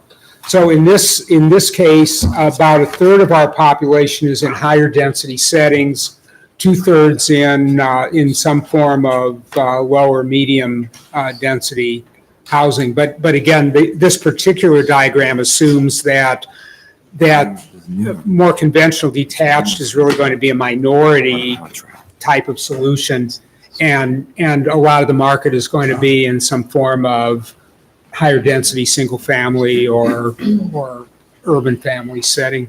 So I want to give a little context. We described this one as the village scenario, The village scenario. but it is not Somerset. It would take 4 Somersets to beat this. So for scale, Somerset is 160 acres. This is 1,000. So you have 4 Somersets at the heart of this plan. So when you say village, there's different scales. We use that term to mean Somerset style development. And in other parlance across the country, it can mean master planned areas like this. Yeah. But the idea with the density and the mix of roadways and everything is a more compact form, analogous to Somerset. Although in the So New don't York say- City metropolitan area, this would be a village. Yep. So there's other ways. To us, it's a town. So even if you just put 2 Somersets in here as villages, you still have a ton of land Yeah. that can be anything else. Yeah. So there's always keep scale in mind and context in mind. When you looked at this, you aware that there's plans to expand the runway? Yes. And right now, as traffic picks up, you get calls on noise on takeoff and landings. It's not in the clear zone, I understand, but you know how they approach the side and loop around. So of that 1,000 acres with an expanded runway, bigger aircraft, how much of that will be impacted by? Well, this is the noise. the expanded clear zone, that blue line. It's not the clear zone, you understand? Yeah, I can They answer approach, they that. circle. Yeah. So the master plan is being updated for the airport right now, if you're not aware of that. I think, so on the Tuesday before July 4th, we had a meeting as the technical advisory group, and the draft plan about runway expansion was discussed. So there's 3 different levels of expansion of the main north-south runway. That has an effect on the road alignment, but what Steve's saying is if the jet traffic changes or the number of takeoff and arrivals changes, does that affect noise? That is an evaluation step that will be coming with the master plan. They will model noise. So you'll get an idea of what increased traffic means. At the conversation at the meeting, it wasn't clear whether it'd be worse because new jets are quieter than old ones. New planes are quieter than old ones. So does the increase in volume really mean status quo? That's what the model's going to tell us. You can't just look at clear zones, you understand? Correct. Yeah, oh yeah, right. Parallel to the runway. Yep. So that'll, Right now, they're. so my understanding, and I asked that question, is when will we understand sound impact from airport operations? They said that is an element of the environmental review for that master plan. Good question, Steve. Yeah. I have a question about some of the geography here. Can we go back a couple of slides? There. No, wait, not on, I'm sorry. I'm in the wrong. You're on the south one. Yeah, okay. This is where I want. Yeah. So the state nursery, this is just available for development, Not currently. but we think it might be. Well, if you remember a few years back during budget crunch at the state level, they wanted to close it and potentially sell it. They didn't follow through on that. So I don't know that in the next 20 years, the state nursery will be there. So we said, go ahead, plan for it, assume it's gone, because it's possible it could go away. Okay. Now, this population model includes that. So our 1,000 acres includes that, Includes that. Yeah, that piece. It's But not a a, relatively small piece of the. it's a relative. It's 80 acres, Yeah. yeah. And you spoke about putting a tunnel underneath US 30, is that what you mean? Or to cross over in the north? Let's see what So you can get under there. Bike path that's already under the bridge on Highway 30. Okay, so this is just a bike path, or are you turning it into a road? No, it's a path. Okay. Is there, I think there is a road there, though. So, all right. so Looks it's- like it from the area. So there is what we're saying is from the nursery south, you could build a parkway Yes. Yeah. with a trail parallel. The trail is the only piece that would continue north and connect into. Okay, so that's a trail, not a road. That's- Yeah. To the north, correct. Yeah. Thanks. In the earlier drafts, what Marty said is we had looked at a parkway going across the river and getting to Dayton. Yeah. So this was a modified version. Yeah. Traffic didn't feel that, they felt that interchange on I-35 was way better than trying to make something work better at Dayton. Yeah. Thanks. So we focused on that south answer on Yeah. I-35. So what I was saying, when you see the co-benefits of some of these, when you start to look at the east industrial with the south, if you start to say that trunk line's going here, and you have that interchange, well, you have that same proximity to jobs, same interstate access, and you already built the sewer infrastructure. And sewer's So you already can see there. how Mhm. These two work to that southwest B as the long-term future. So we didn't put southwest B in because it on its own right now doesn't make sense, but if other things happened, it would possibly make sense.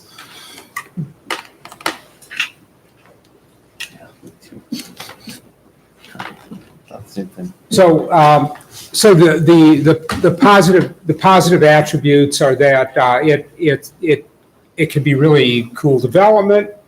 It has a good connection to a solid neighborhood.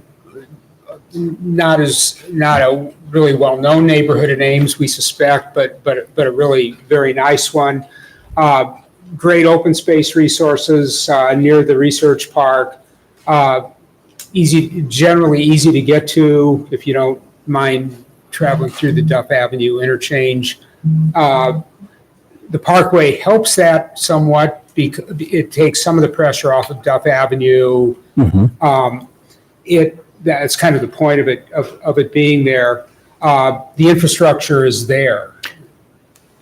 But Yeah, that's, the infrastructure is there. So maybe starting with utilities this time, the main sewer trunk line for the city is actually running down Skunk River Basin.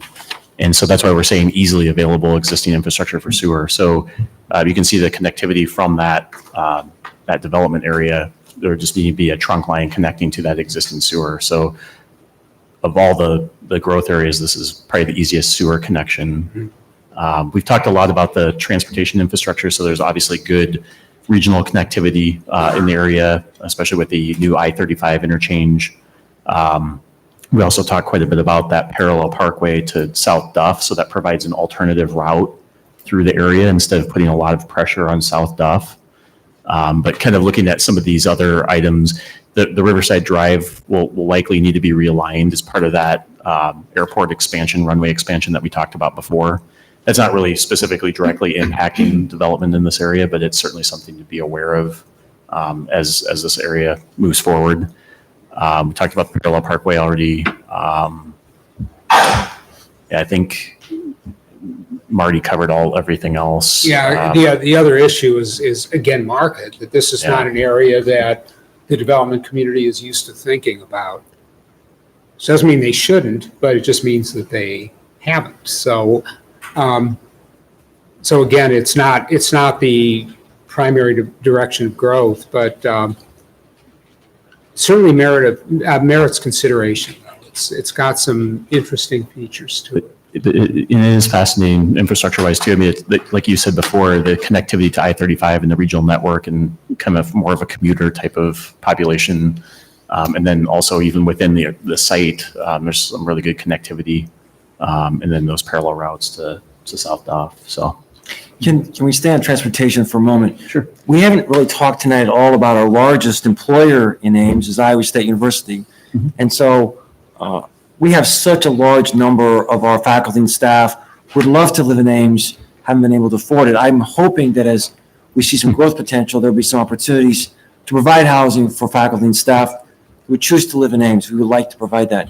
So is SciRide looking at this? Are we also thinking about how transportation corridors to Iowa State, is that part of the discussion? Yeah, very well. Actually, another test that we're doing, and we're still sort of working on the application, is actually using a GIS-based system to model things like vehicle miles traveled for the various options. So if our GIS people do what they tell us they can do, they're going to be able to tell us, make a projection about that'll allocate employment to various major employers and various destinations, and be able to tell us something about what the relative number of VMT is. But for SciRide specifically, it's beyond their capacity for planning.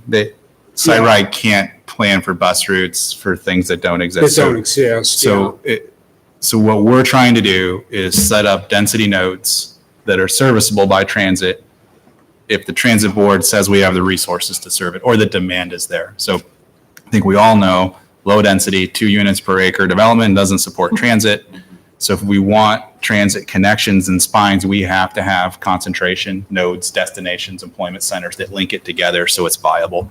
And that's in our mind. That's part of the Very reason much why so. you see different things on. And that's why in the development area, in the diagrams that are totally new development, rather than in a way infilling or continuing current trends, each one of these has a effectively transit-oriented nucleus to it. I think we're presuming that will be a choice the city puts into the plan. Yeah. That there is some kind of element that is always a destination or an attraction that might be transit accessible. And I think this is helpful. We could spend all night just on this piece, but Sure. as we think about our planning, if we value public transportation, I think your point's well taken. SciRide couldn't support a low-density environment. Right. But that's an argument in favor of some higher density to be able to support a SciRide infrastructure. So thanks for. Yeah, as is presumably affordability. That Oh, yeah. Yeah, increasingly the way that we have been in America generally used to developing isn't affordable to many households. So now we've got pressure in various parts of the country, and there's actually a news story about this, I think on NPR yesterday, about areas that are trying to eliminate exclusive single-family zoning. And another planning document, just to remind everybody, you have the complete streets policy that you adopted last year. We're not reinventing the wheel on that. We will assume whatever growth area that we work in, the complete streets policies will layer into that and will be supportive of multimodal transportation. Absolutely right. So we might not be talking about bike lanes and sidewalks and all that stuff, but we're just assumed it will be applied. That's right. Per our complete streets policy. And I appreciate you bringing it up, but the complete streets only creates the philosophy of street design. We have to have the density in order to Absolutely. warrant running the buses out there. Absolutely. You need both. Yeah, so when we're getting into a gross density of 7 units per acre, we're getting into something that just intrinsically supports bus transit. And with Wouldn't that, run rail out to it, but and with that said, though, just because you have a density node, but it's 2 miles between something else, that's still not going to be. that's still not a, Right. yeah, Right. that's So, right. so we want to have nodes, but we have to recognize that long distance one-way trips are still not going to be viable. Yeah, so you'll notice, for example, in the north corridor, north of 190th, in that area, there's actually a high-density corridor, a higher-density corridor. You can see it up there that goes, so the idea, I'm going to try not to blast anybody in the eye, the diagram are 2 parallel streets with a community center, school community center park, and that's that blue square, surrounded by higher density development that goes to another greenway.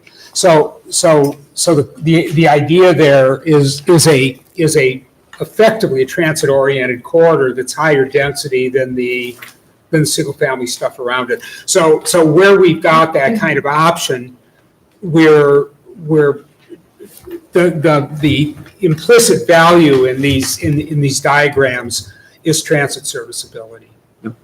That's a whole different discussion. Different. Discussion. The model that Syra was built on has changed. Right. We talked about density. I mean, let's be honest, predominantly there were apartments, predominantly there were students. Well, that market maybe is saturated right now. So to think we're going to build a lot of high-density student apartments out in a new area may not be there anymore to be an attraction for Syra. Plus the funders that are there, 2 out of 3 parties are tied to that kind of student housing. So it's maybe if they're big employment centers, that may be an attraction, but the old high-density concept of apartments, That's right. it's what serviced Syra in the past.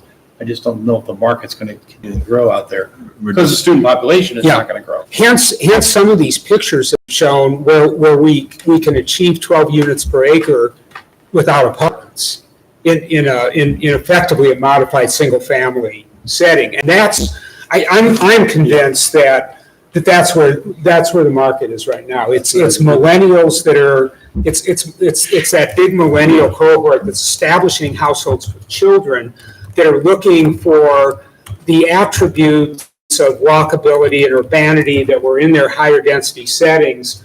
But now we're looking for that in a place where they can. Yeah, that makes bring up sense. It's a kids. different kind of density. Different than kind the of model density. we were built off. That's right. If you were Yeah, thinking, it is.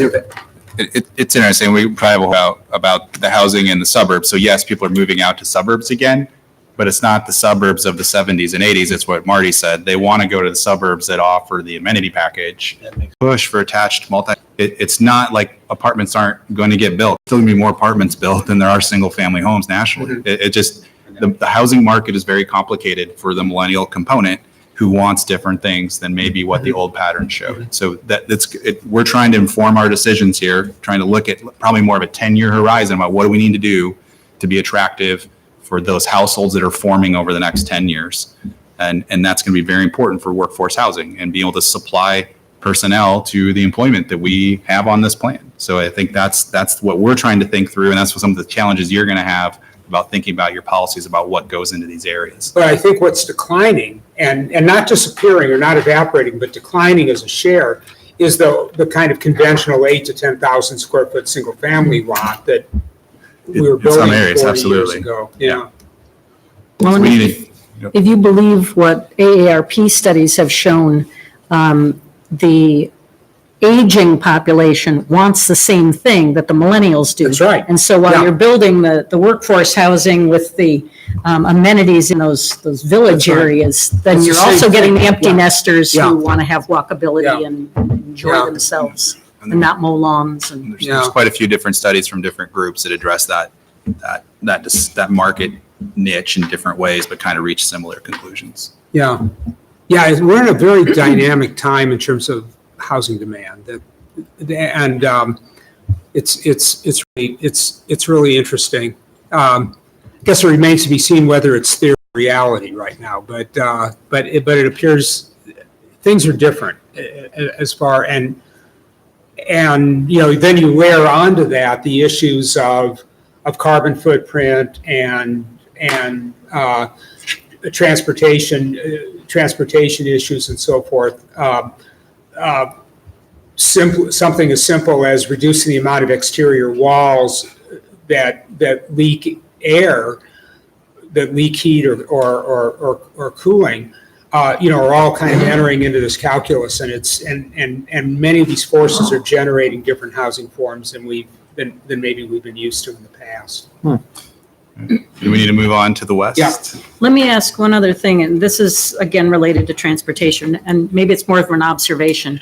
We've mentioned the potential for the Parkway to take some of the pressure off of Duff, but it does occur to me that if we create that interchange at 260th, you may increase the number of people who are going across on 265th and then up University to access the ISU Research Park and the university. That's right. And so we may be creating new corridors that are not as used now that will require some development. Yeah, I mean, I think that probably it's hard to say, but people who would, if this were theoretically built, people going to a destination in the Duff Corridor are still going to, go up that way, or who are going to the research park or still, which would now have a direct connection. It would be really great, by the way, if we could figure out a way of linking aviation directly, or Airport Road rather, not aviation. I'm getting confused with Los Angeles as Aviation Avenue, but Airport Road directly into that parkway. Right now, the fire station's in the way and will continue to be in the way, but those options are there. But yeah, it's absolutely true that it really brings I-35 into play for some of the local transportation movements. So I guess we think that's a positive. That's a positive. I just That's a am good saying thing. it'll be different. Yeah. Definitely And different. I think, whether that's a Yeah. positive or a negative Yeah. probably remains to be seen. again, it comes back to that competitive position. I think the ISU Research Park would fall all over themselves to support a new interchange on the south side to be able to say accessibility to the area is easier. And I do think a lot of the continued trips up into the university itself would still take I-35 and US 30 as a more direct route. It should be generally less travel quicker. times. Yeah, Right. Should still be generally quicker than going Should on be, surface yeah. streets. especially with the new interchange at US 30 with the flyover bridge and Yeah. more of a direct connection. Yeah. And if you don't recall, but I-35 is planned by DOT to be 6-laned up to 13th Street. So that's another element of transportation capacity. We don't have to represent that here, but that's a big factor Right. too on their planning. Okay, so West B. So here we're looking at everything south of Lincoln Way. So the triangle between 30 and Lincoln Way. And by the way, please excuse me for making Lincoln Way one word. I kept correcting but it is Lincoln Way, so it should be two words in Ames. It's one word somewhere else, but but that triangle is common to both of these west growth areas. So here's this is the Mortensen area, Clemens Boulevard, and so forth. That would continue as a relatively high density along Highway 30, lower or medium density along Lincoln Way, out to the X Avenue or whatever street that becomes farther north interchange. So that triangle is common to both of these schemes to reach the population. So in this one, we're looking at the south area from south of Highway 30. This would include a high density node at 240th and Y Avenue. 240th becomes the main street. So you can see a higher density corridor between X and Y or along 240th with a major node at that intersection, a loop road that serves that lower density development around the edge, and then a green belt in drainage corridors around that. So again, it's a really kind of clear, again, if not village, but village-like or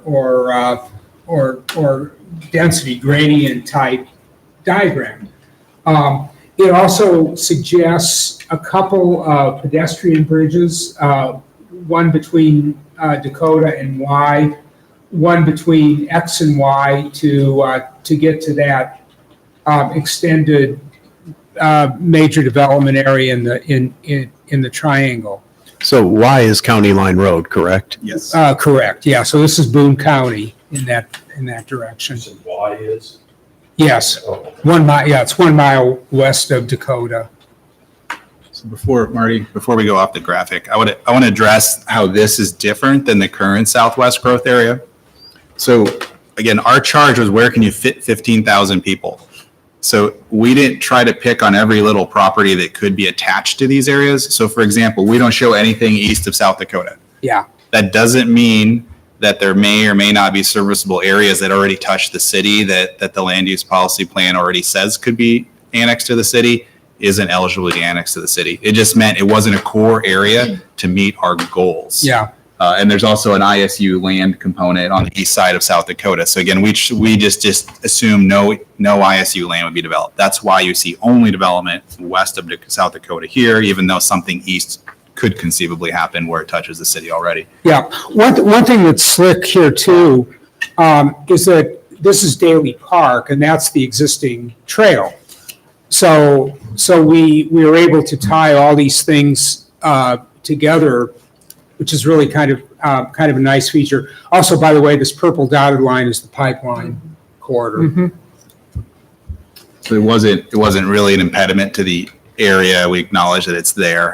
What it means to anything, I think it's just a buffering issue. And again, very extreme southwest corner doesn't have to be, it's not a critical piece of this area. Right. So Marty, I'm intrigued with the other plans that we've seen so far. You haven't had this kind of buffer around the area.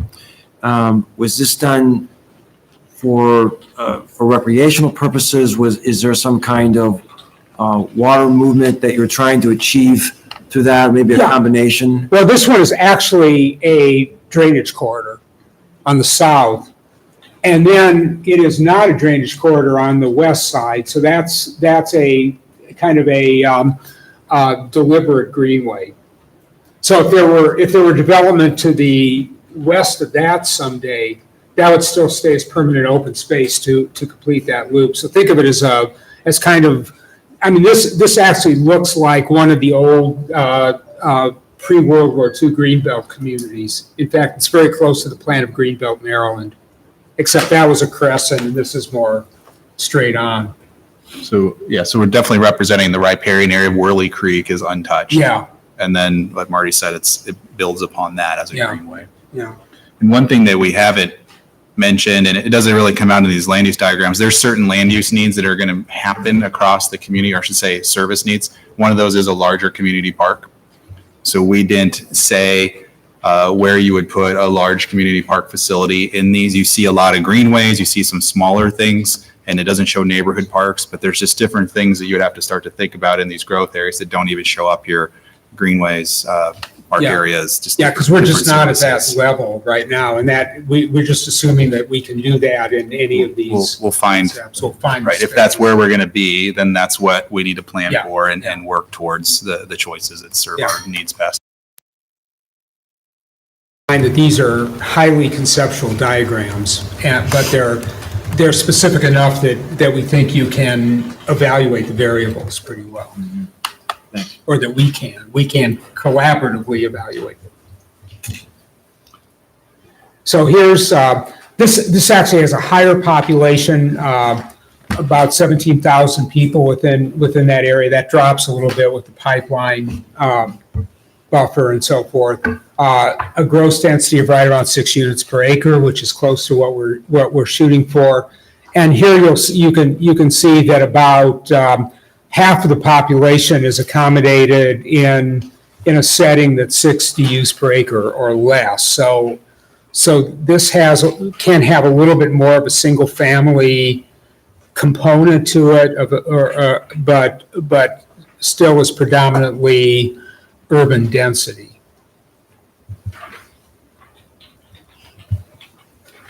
So our good attributes here are it's very easy to get to Highway 30. It's got good regional access. We can develop a pretty nice street grid. It's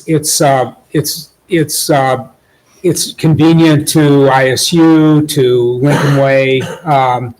It has nice access to even the existing trail network at Daly Park.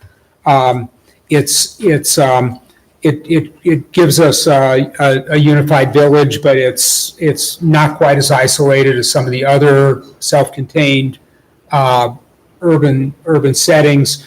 The market does generate housing in this area, so it's not quite as counterindicated as some of the other corridors. And we don't have any ISU land to worry about. There are some infrastructure constraints again. Yeah, as much as US 30 is a nice connectivity point, it also can act as a barrier across the road. So kind of looking at, one or more pedestrian bridge across US 30 itself.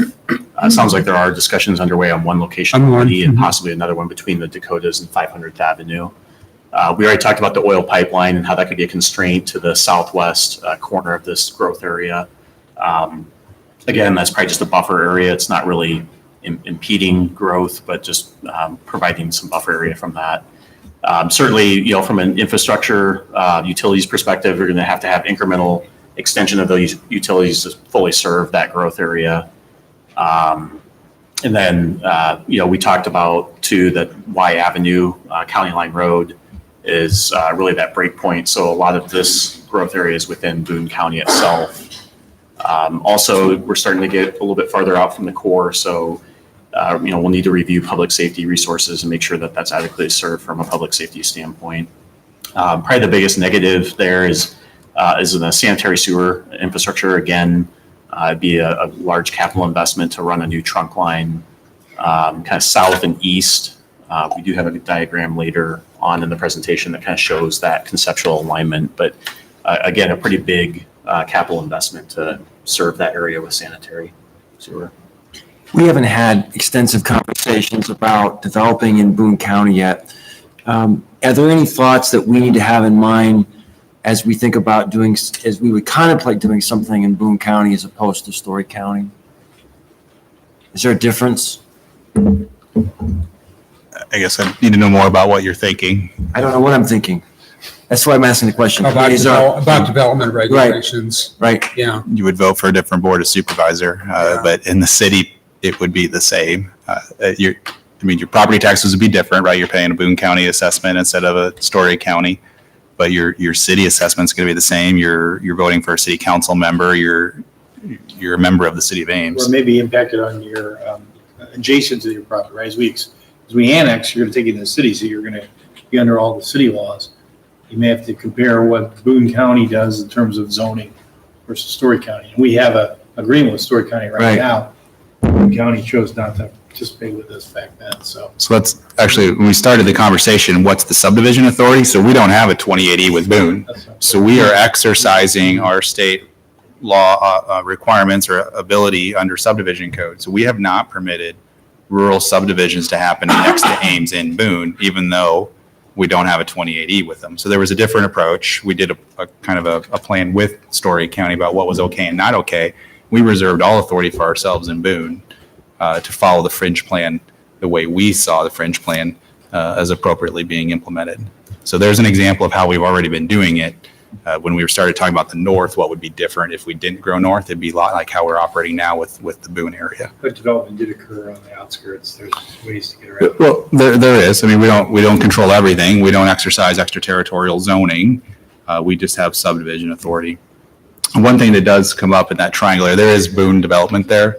In a lot of areas, we tried to avoid, if possible, taking in unwilling people to make annexation work. So there probably would be some annexation of people in this area more so than others, but not necessarily everything that you see along Lincoln Way would need to come in, especially in the near term, for it to happen. Mm-hmm. It's just different. We've had extensive conversations with Story County Board of Supervisors. We just haven't had that level of dialogue with Boone County. So I'm just throwing this out for it's just different. It would certainly be a point of discussion. Talk about entering in the same kind of agreement. We had it before, they decided not to participate. Doesn't mean we can't enter into those discussions again. Okay, thank you. Okay, and then we get to West A. Yeah, we put B before A, except after C. This is probably I would say the most fragmented of the schemes. Again, you'll notice that the triangle south of Lincoln Way is the same as in West B. But a lot of the north part of that first of all, we made a decision not to go north of the railroad. attempts to go north of that have been troublesome. The railroad, the crossings are not very good. We've gotten, really some negative public input about going north of the railroad on the west side. So we wanted to see if we could reach our population goal by staying south of the UP. And just clarification, why would that be? That's not clear to me why we would have the railroad tracks as a barrier. So in the past, one thing we distinctly chose not to do in this exercise was revisit the northwest growth area. Yeah. So in our current land use plan, we have area north of the UP tracks centered on South Dakota as a growth area. And from that evaluation over a decade ago, there's great separation needs, and there's a lot of environmental resources in the Onion Creek area. So those were things that we've known for a long time. We didn't revisit any of those now, but those were influences in just saying if we didn't need to go north of the tracks, then we didn't. If we want to go all in north of the tracks, that's a different conversation. But just to jump over a quarter or a half mile, it didn't seem warranted because you have constraints on access for emergency vehicles and other resources north of the area. Okay, thanks. Yeah. One quick detail on that too. There's two current viaducts, and they're single lane viaducts, very old in nature. So there really is like a transportation impediment there. And then there's also no crossings otherwise. So it's kind of a real physical barrier as well. Mhm. Two viaducts where? Oh, there are. There's two on county line, but. Yep, there's one on County Line and then one farther west. You can kind of see it on Marty's graphic there to the north. Yep. They're real Gotcha. Yeah. old single lane viaducts. Yeah. And then there's a grade crossing in between. Wasn't thinking far enough west. Yeah. Then, these sites are really kind of fragmented by drainage ways. But on the other hand, the drainage ways create an interesting possibility, kind of a green belt that then again gets connected toward the rest of the east, toward the rest of the city and into Daly Park and so forth. So it's got some interesting possibilities. I would say that as I've looked at this scheme, we're really looking here more at capacity than we are at actual community design. And there's some work to be done here should we go in this direction to make this a more cohesive area. The one thing that I think is kind of interesting is thinking about our school community center idea in the middle of this connection of greenways. This is both of these west alternatives help to feed the Healthy Life Center if that gets approved. So they have good market receptivity potentially. So there's some interesting things about it. In terms of the statistics on it, again, it's next slide would be that it's a little bit lower density, a little bit more, a little bit lower density, a little bit under 6 units per acre, but still in the same ballpark as all the rest, covering population of about 15,500 in a little bit over 1,000 acres. And this area shows you what we're talking about, where there is existing development, so it's not as virgin of land as some of the areas that we're talking about. There's a lot of stuff around. There would be some inefficiency just dealing with existing stuff that probably gets left out. Yeah, and that's why you see a more fragmented pattern because we've got more neighbors here and more development around it. So its advantages are that it's really got a lot of gap fillers. So it tends to be more incremental than some of the others. So it fills development gaps. So as I say here, along with the North Growth area, it's the most incremental of the concepts. It's very well located to Iowa State. It would be well served by the Healthy Life Center. It has good access to the existing trail system and can enhance that.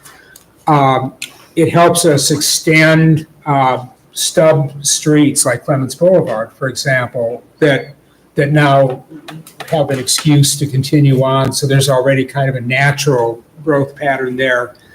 And it avoids the somewhat oppositional environment north of the railroad tracks. Some of the things that we're a little more cautious about, and Marty's touched on this quite a bit already, is just it's probably the least unified concept of all of the growth areas. And a lot of that's because of the kind of fragmentation that he's talking about and how you'd have to incrementally improve the area to really see that growth. We talked a lot about the railroad and outdated underpasses that really physically constrain access to the north of this growth area. It's also, we've kind of talked a little bit too about how this is a new concept to expand development into Boone County. So those are things that we'd have to look at from a policy standpoint as well. Again, we'd have to review all these kind of fringe areas. We'll need to look at the public safety resources and what type of additional facilities are needed to really adequately serve these areas for police and fire. It's, we can probably serve these incremental extensions with utilities, but again, we'd have to have further study of the models that are out there with sanitary sewer and water to make sure that we could verify that we could incrementally extend those utilities to properly serve the growth area. And then really from a traffic level, there's not great connectivity back, and so Ontario Street would really see a lot of the brunt of the traffic growth as that primary east-west connector back into the city. So those are some concerns that we have. One thing we don't have up here in terms of school district, County Line Road, a lot of the area, basically most of the area east of County Line Road is Ames School District, but everything else is United. And that's a little bit different school environment with how they structure. There's a lot of open enrollment out of it into other areas versus providing their own facilities. So that's just a different school district. Mm-hmm. But only K through 5. Yeah. So. Yep. So next slide, I think, shows the infrastructure. So Joe. Yeah. So real briefly, on the left graphic is really so in the red is kind of the existing water distribution system. And then the blue line work is really kind of our first cut at conceptualizing some water distribution lines that would need to be extended to serve those growth areas. So again, that's going to help us kind of understand what's needed in the future and probably do some high level cost estimating for each of these growth areas to really kind of understand what the investment's going to need to be. And then the right graphic is really visualizing the sanitary sewer network. And again, everything kind of, I guess I'll call it purple in the center is more of the existing system. And then more of our brown line work are the extensions. And maybe one thing to specifically point out, you can kind of see as you zoom out, you can kind of see that the east growth area. Yeah, there's that new sanitary sewer trunk line that runs all the way down to the plant. So that's one of those larger capital investments, but could serve longer term future growth in that area. And then the other south one is just. Yep. This is right off, kind of tapping right off that existing trunk line that runs down the Skunk River basin. So we probably exhausted you, but fortunately you don't have to make a decision tonight. But there's a lot of I think a lot of material to think about and options and combinations and so forth. So it's not an easy process, but hopefully this gets us moving on in the direction. And I have a question about resiliency. So this is a question we got, just as we see the effects of climate change and increased flooding, increased drought, storms, was that a concept of resiliency? Was that used when you're evaluating any one of these areas, like one that is more predisposed to, I mean, I know flooding's sort of the obvious one, right? Yeah, Because of flooding is the rivers. obvious one, right? But are there other things we should be thinking about, like drought affecting well field availability or, other factors of resilience? So we're not probably going down that route independently Yeah. as the comprehensive plan. I think that's a discussion with broader city implications, different department operational issues. Sure. So for us, I'm not sure directly, and I've thought about this a little bit, what of those kinds of issues are brought up about resiliency directly lead to for land use planning? It's Flooding? It's flooding is gonna be It's front. probably Yeah. flooding, and Yeah. we're being pretty sensitive to Yeah. not be anywhere near those areas. Yeah. Sure.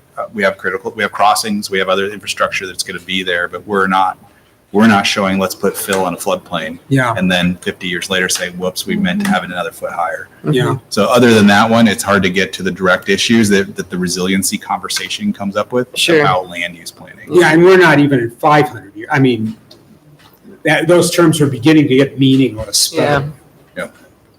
So the short answer is no, it didn't affect that. If we, as we start to evaluate the actual preferred plan, I think that's probably more appropriate to start to ask questions about what does resilience mean in terms of the ability to serve, Yeah. or are there issues with how it's done? Yeah. And that's sort of my other question too, is if we, when we have to presume Ames will grow, but if, just sort of worst case scenario planning, are there areas that are easier to pull back from in the future? If you can't, if you had something happen where populations started to decline and you needed to pull your services back into a core area to more efficiently serve, is there? I don't think we'll be in that mode. Not because I just think we're going to grow forever. I just think that's a different planning concept to look at retraction rather than expansion. Yeah. So I don't know. I think in reverse, what they'll look at is a way to incrementally do this. So you might see Sure. a big build out, Mhm. but you're not going to necessarily dedicate or commit yourself to building it out. The whole way. So they'll have a strategy to find out which one you can increment. That is In case the economy turns Exactly. into stop. exactly. I don't know if we'll ever move back, but we can certainly not have a big push to move forward. as much. Yeah. Yeah, and you also need to evaluate how much infrastructure do you need to build that can't be built incrementally? Sure. So if you got it, Like a trunk line. Yeah, trunk line. if you've got an area up here, you've got to build a lot of stuff to get there, even if you might ultimately develop that incrementally. So it's kind of what fixed investment do you have to make that cannot be flexible enough to respond to a decrease in demand. Right. Okay. Yeah, And then they affect your decision. yeah, it may very well affect the decision. So I think at this point, I think really want to get a sense, did we do what we were asked to do? You have time to we're not making decisions, and you have more time to think through it. And if you have more questions, we'll be happy to hear those over the next few weeks. But are there things that we didn't get on the table tonight? Are there things that you really liked about anything that would help? Anytime we can get something from you that helps us move towards our next task, we're always excited to hear that, Right. knowing that isn't always the case. So that's where we're at right now. And then if there isn't anything to add, we'll talk about next steps. But again, anything that excites you, anything that worries you, or did we not hit the target on this task for you at this point? Well, I have one question, going back to your east, was it east or south? Going through the ISU, the state nursery again? You took great care in not including Iowa State University in the plan, because we kind of failed in that last time. We assumed it was committed. On that one scenario, what if 10 years from now they don't sell out the property? Is that one roadway imperative to have in place from day one? Or is that the eastern road? The south. South. South. No, I mean, You it was. assumed that one was going to No, sell out. probably not. Not with the interchange. Yeah, so what's Now the it's the south. sensitivity analysis on how much south can you do before something major happens? Something major is going to have to happen before very much could happen. So it either would have to be that parkway or the interchange. Or the The interchange would substitute for having that back. That's right, yeah. Don't you have to use that parkway to get to the interchange? No, that'll be a 265th, Jogs That'd be down. 265. I-35. Oh, Because we did look at the Dayton option, we took that off the table. Yeah. So those will be, so south is a good example when we start talking about incremental, there's, because of transportation limits, unless you want to live with the congestion, you can always live with congestion. That one's not going to have a lot of increment because traffic is going to get at capacity quickly on Highway 69. It's the only way to go anywhere. And we'll go through that and give you some of that for each of these areas. Again, if there's areas you don't like, then we don't want to spend energy on that. But if there's, that's what we will be looking at next. So is there any way that we can assess whether any one or more of these meets more of our council goals or helps us achieve those goals? Absolutely. We mentioned sustainability, but Well, I think I probably wouldn't use that as your matrix. So Okay. as we get to next steps, you're going to set new parameters for the plan. And that's what you should be using to evaluate your preferred land use plans. Yeah. Not council goals that weren't written about the future, about those are written more about now. So I think, yes, you're going to have to create policies and vision and goals. And that should be your assessment tool for whether we're doing what we said we want to do. And one other question, and we've got one of these areas that may require interfacing with Boone County. We've got one that really, I think, requires that we're talking with Gilbert, at least the school district, because we're going north with that one. The one to the east, to what extent are we thinking about Nevada? Because it does occur to me that at this point, don't we still have in place an agreement for 590. for the sewage from Nevada for that economic development project that they did, going to our plant? Is there potential there for the trunk line to be a joint project because Nevada is anticipating growing and they're already seeing ways that we might be able to help them? Was it Burke that That was temporary though. it was temporary, but Capacity. I'm They're already wondering. expanding their plant. Take care of that.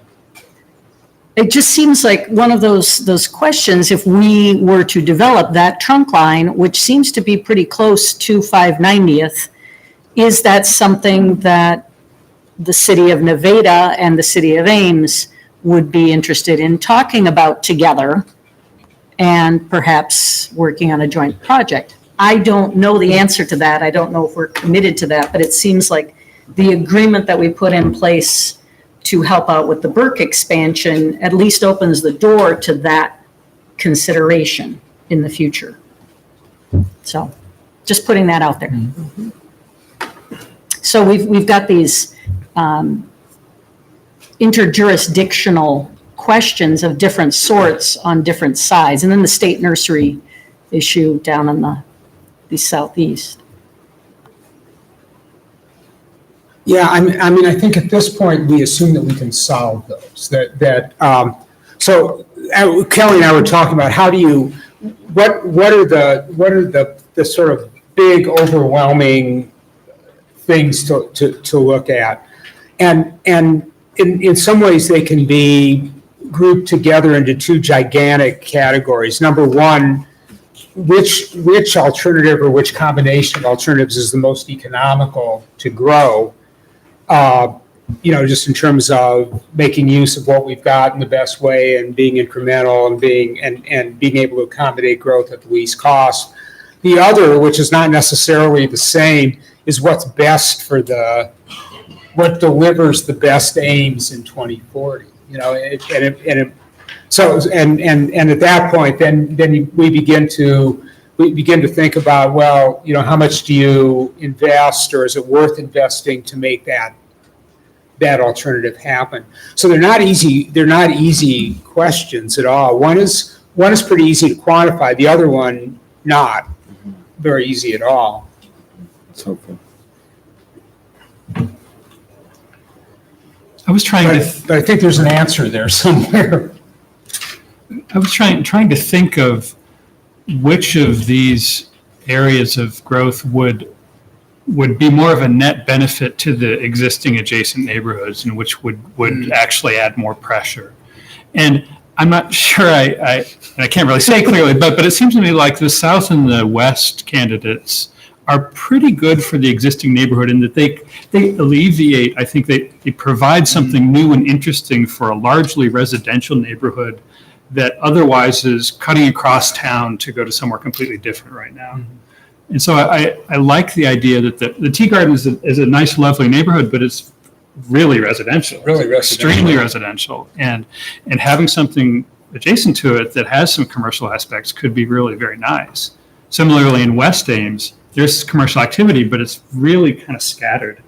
And I think having that there would be great. On the east side, where I don't think it's really a factor for the east growth area. And on the north side, we talked about the traffic impacts.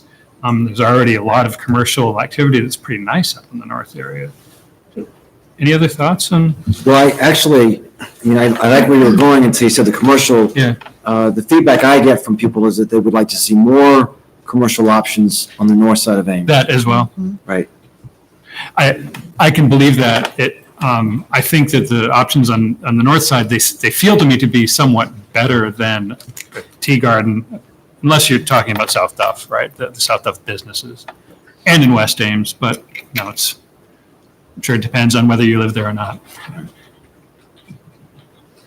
How realistic are we being when it comes to adding new interchanges or pedestrian bridges over I-35 or over Highway 30?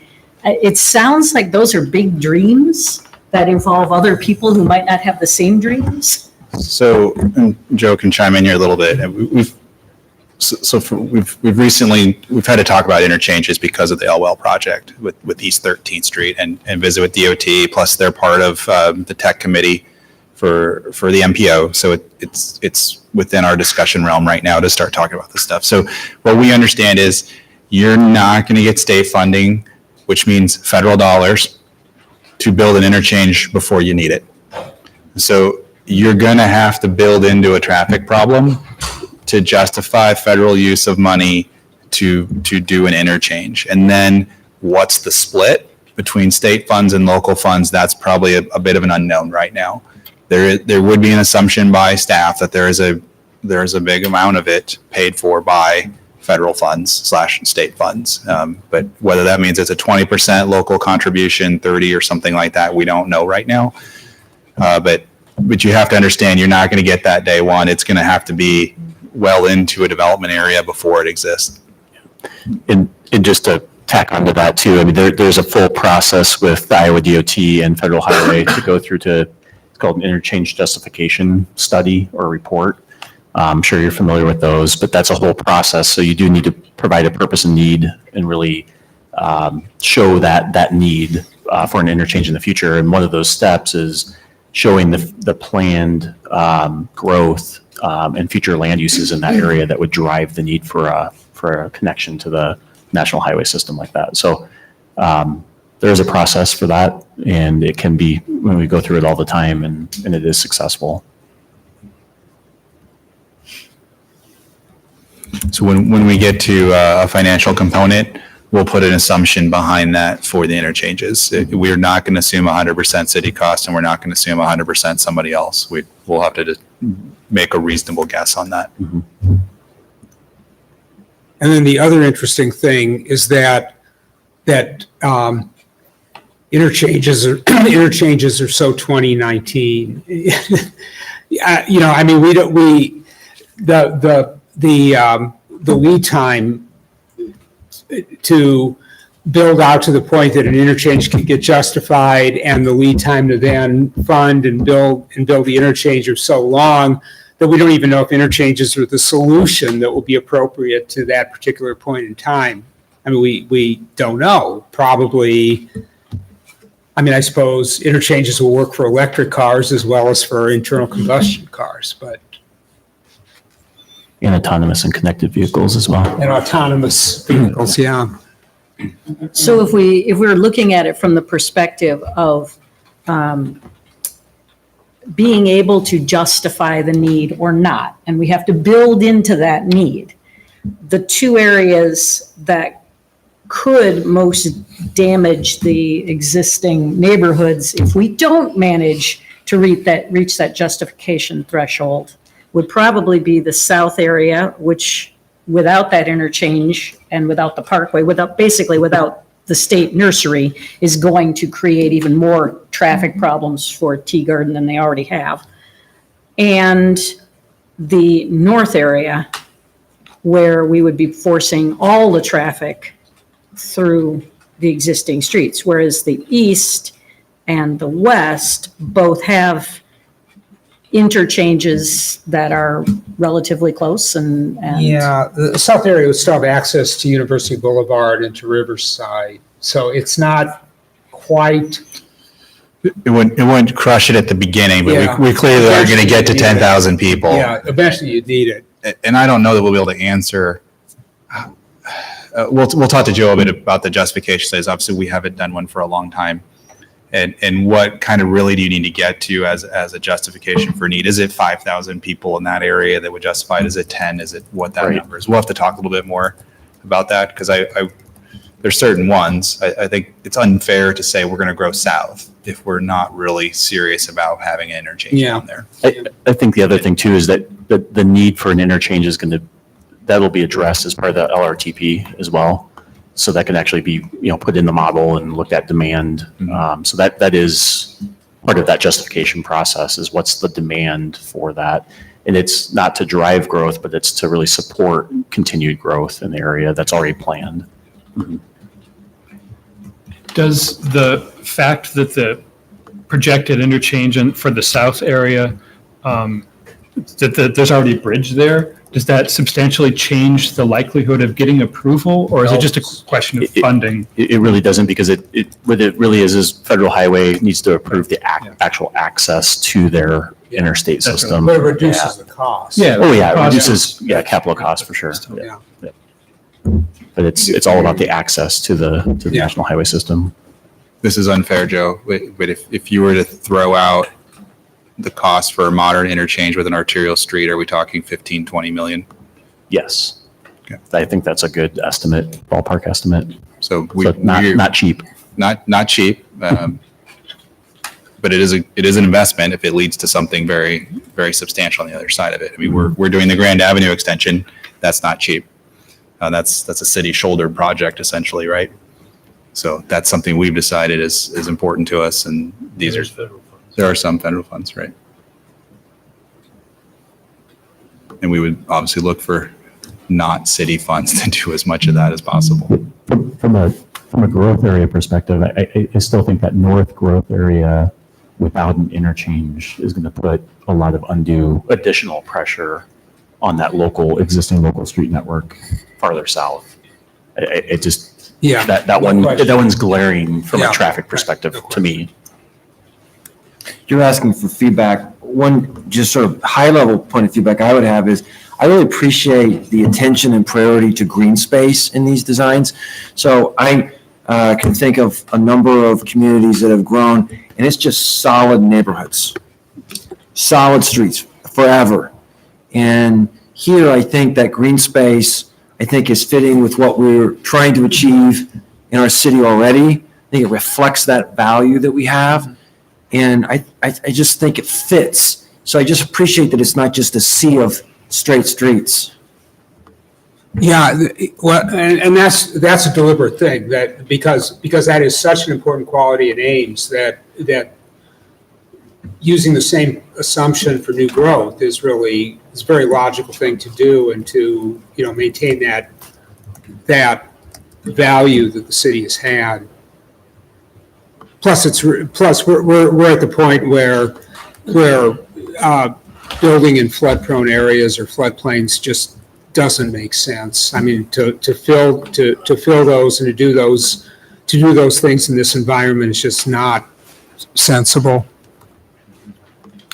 Okay. Have other comments or feedback at this point? I guess at this point, I kind of build on what Tim said. I appreciate all the effort you've put into this. You've had answers for all of our questions. You've obviously put a lot of thought into it. You've reflected our values, not just with sustainability and resiliency, but just kind of across the board. So I was really excited to see all of this, and it gave me some new and different things to think about that I hadn't thought about as we've gone through this. So now we've got to figure out what the answer is. Exactly. But this is fun. It is fun. It's tremendously fun. Next steps, Kelly?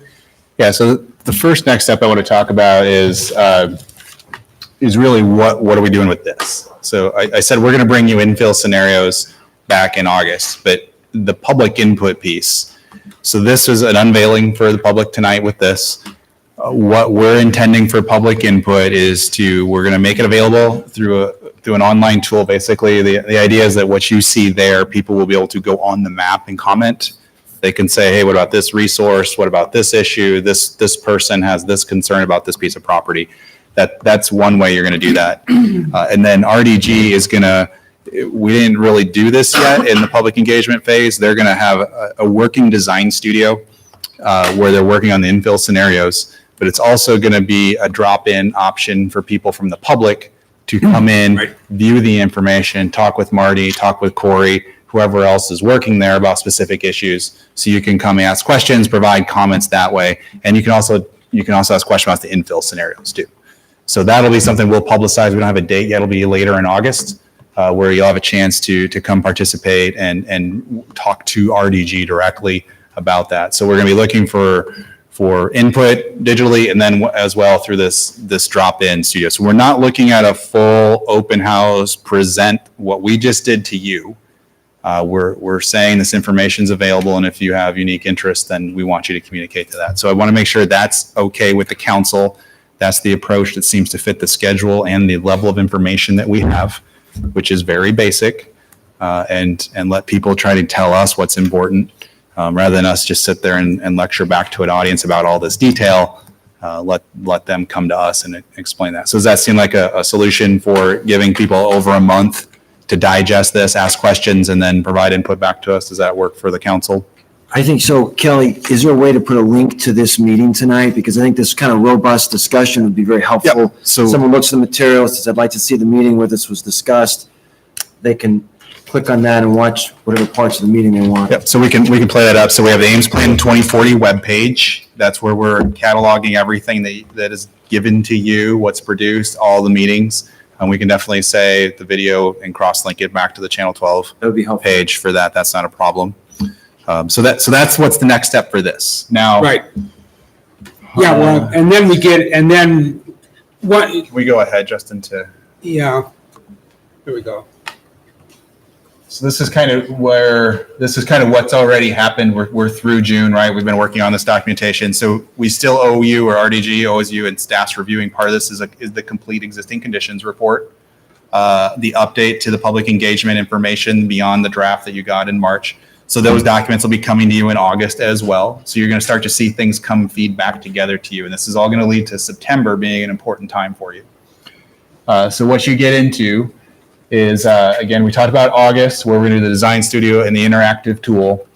But we also are probably going to have to come back to council separate from the scenarios. Start to talk about what Gloria brought up at the beginning. When do we decide how we're going to articulate vision? What are our goals? What are our priorities? I think we need to have a conversation about that to give our DG instruction of what to start to draft. And when, again, it's going to be draft for you to start to look at, start to take apart, and then put back together. And that'll start to formulate an actual draft document later this fall. So I believe in August, we're going to come separate from scenarios and talk about these issues that are important. And this will be starting to take the public feedback. The public feedback isn't telling us what to do. It's giving you a sense of what the community so far is interested in. And you're going to have to dive into that and start to pick apart what you think are priorities. And then we'll start to work with your ideas and start to write the language for you. You don't have to write it for us. You have to start to give us the priorities that are going to be important for decisions about, again, preferred land use is going to be one of the bigger decisions you make. But then how things happen in the areas, that's also going to be critical. That's that neighborhood character. How do we see things happening, both existing neighborhoods and new neighborhoods? And we haven't even started to talk about existing neighborhoods. That'll probably be a little bit later in the fall because the growth seems to be the driving issue right now. So then in September, after you've had this conversation about some of your priorities, it's going to be convenient then to start to talk about the infill scenarios, the additional information about what we shared with you tonight about external growth, and then start to think about, again, what are our priorities. And so we think in September is when you should be able to start to get to some direction on preferred land use. And what we want to get to is preferred so that we can put a draft document together and then seek public comment on a complete document.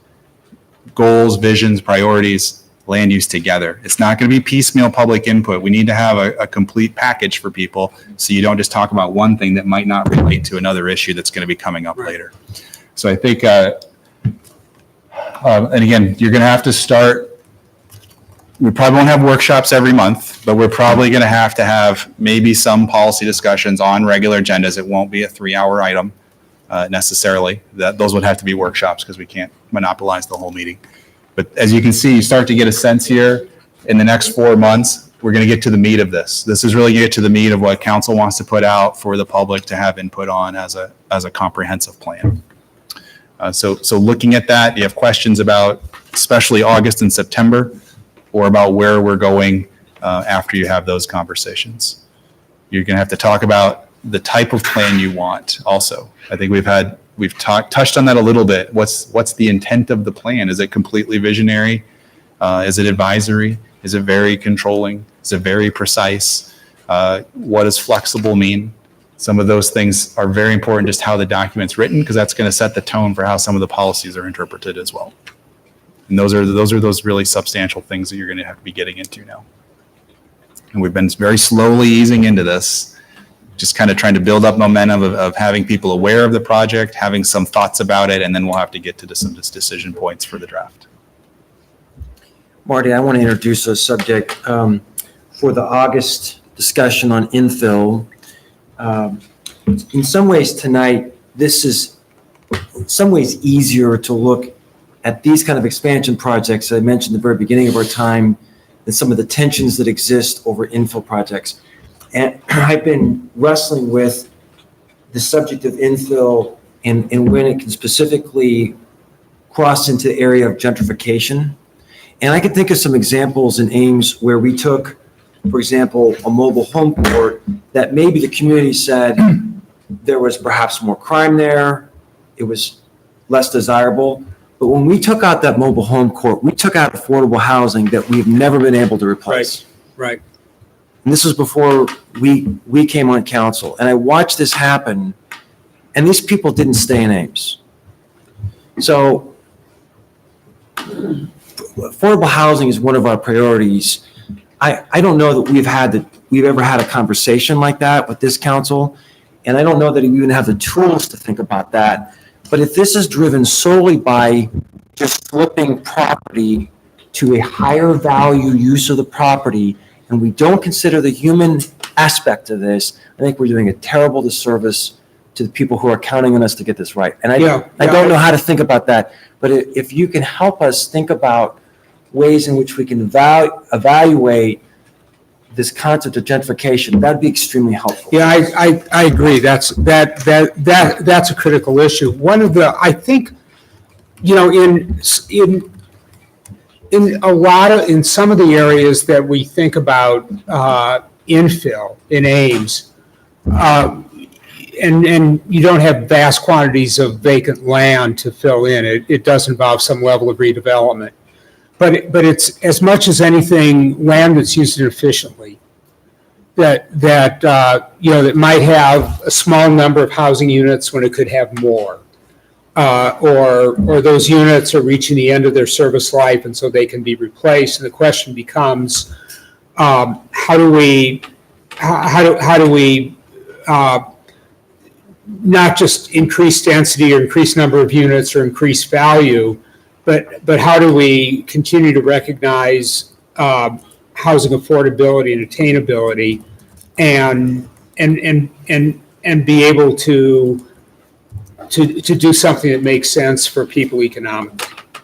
So I think so keep that on the front of your mind when we do come back, because we'll be showing you those areas. We can tell you what's there now, obviously. And we can start to get a sense of whether it's truly a displacement issue or not. And then that's a question for your housing policies and your land use policies, is if there is planned displacement, what does that mean to us? And is there anything that's a policy that goes along with approving that development? So okay, we've cataloged that, so we'll know that's something that's likely to come up, and we'll be ready for for some discussion, or at least lead to Right. that later on in the Right. fall. Yep, thank you. Yeah, I mean, in any kind of urban development or revitalization planning, it's a huge issue because it almost implicitly means, well, we think that what's here isn't good and we're going to replace it with something, quote, better. And better usually means higher value and more expensive.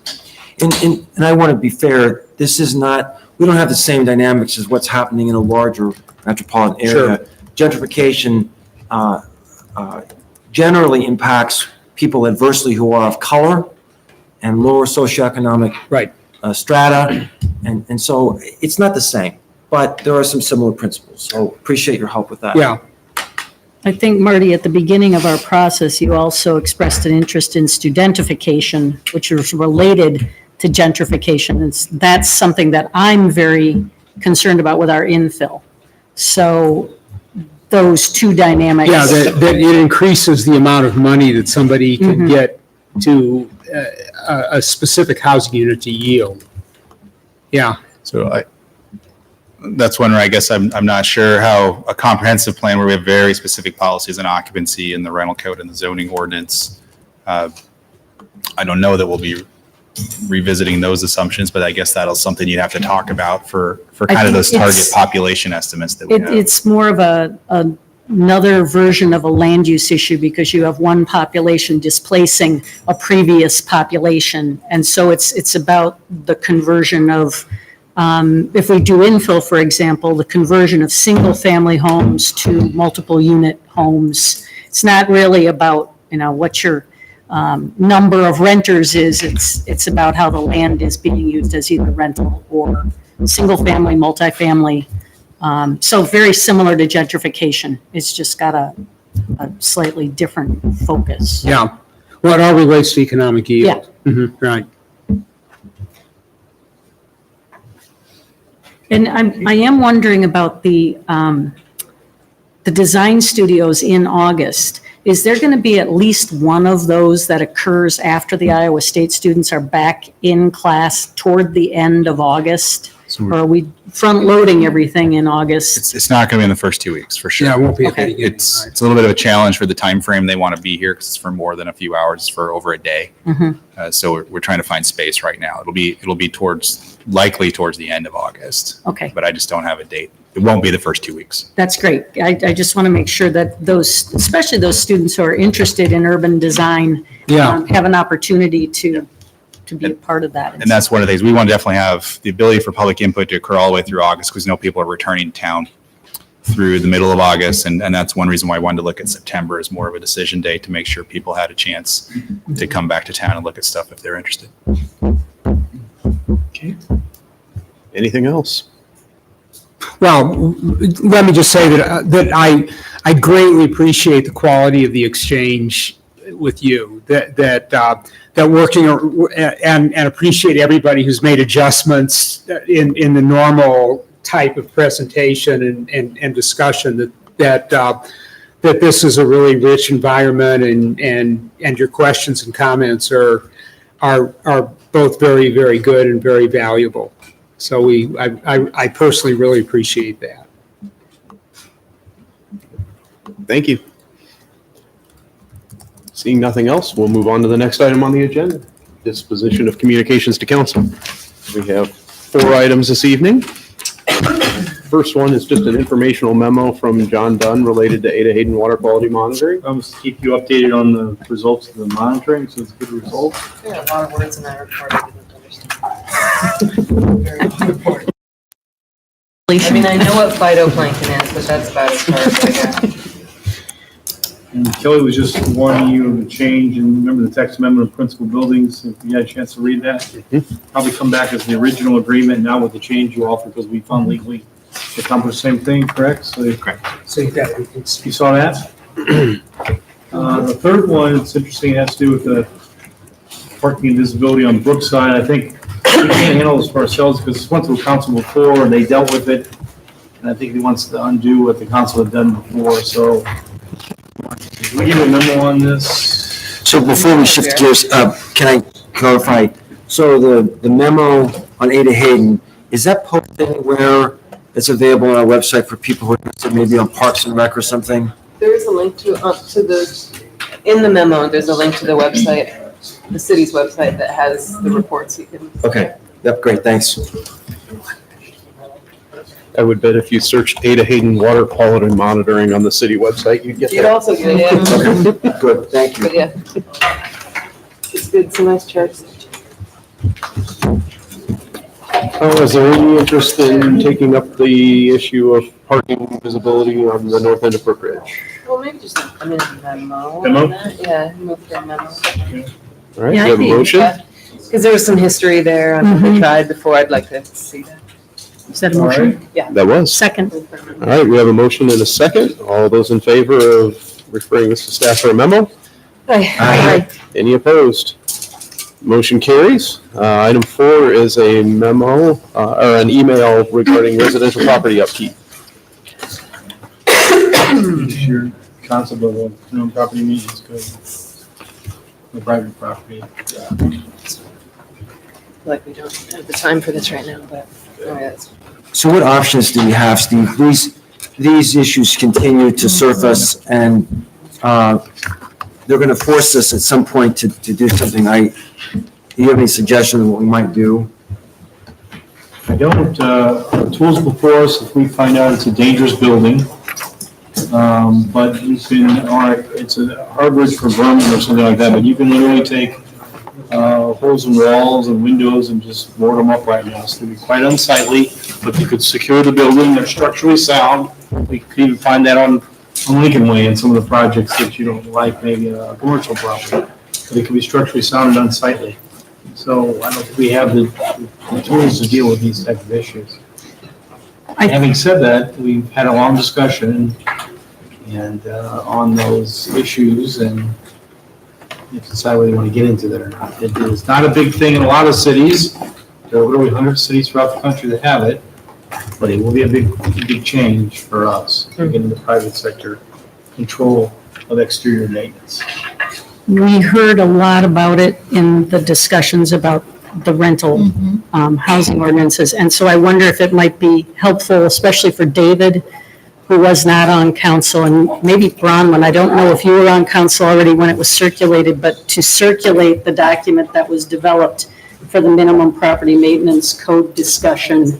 I believe the rest of us got that document, but I don't know if our other two. No, I don't know that I'm. Does the 2009 work or? I don't remember. It's been a long time.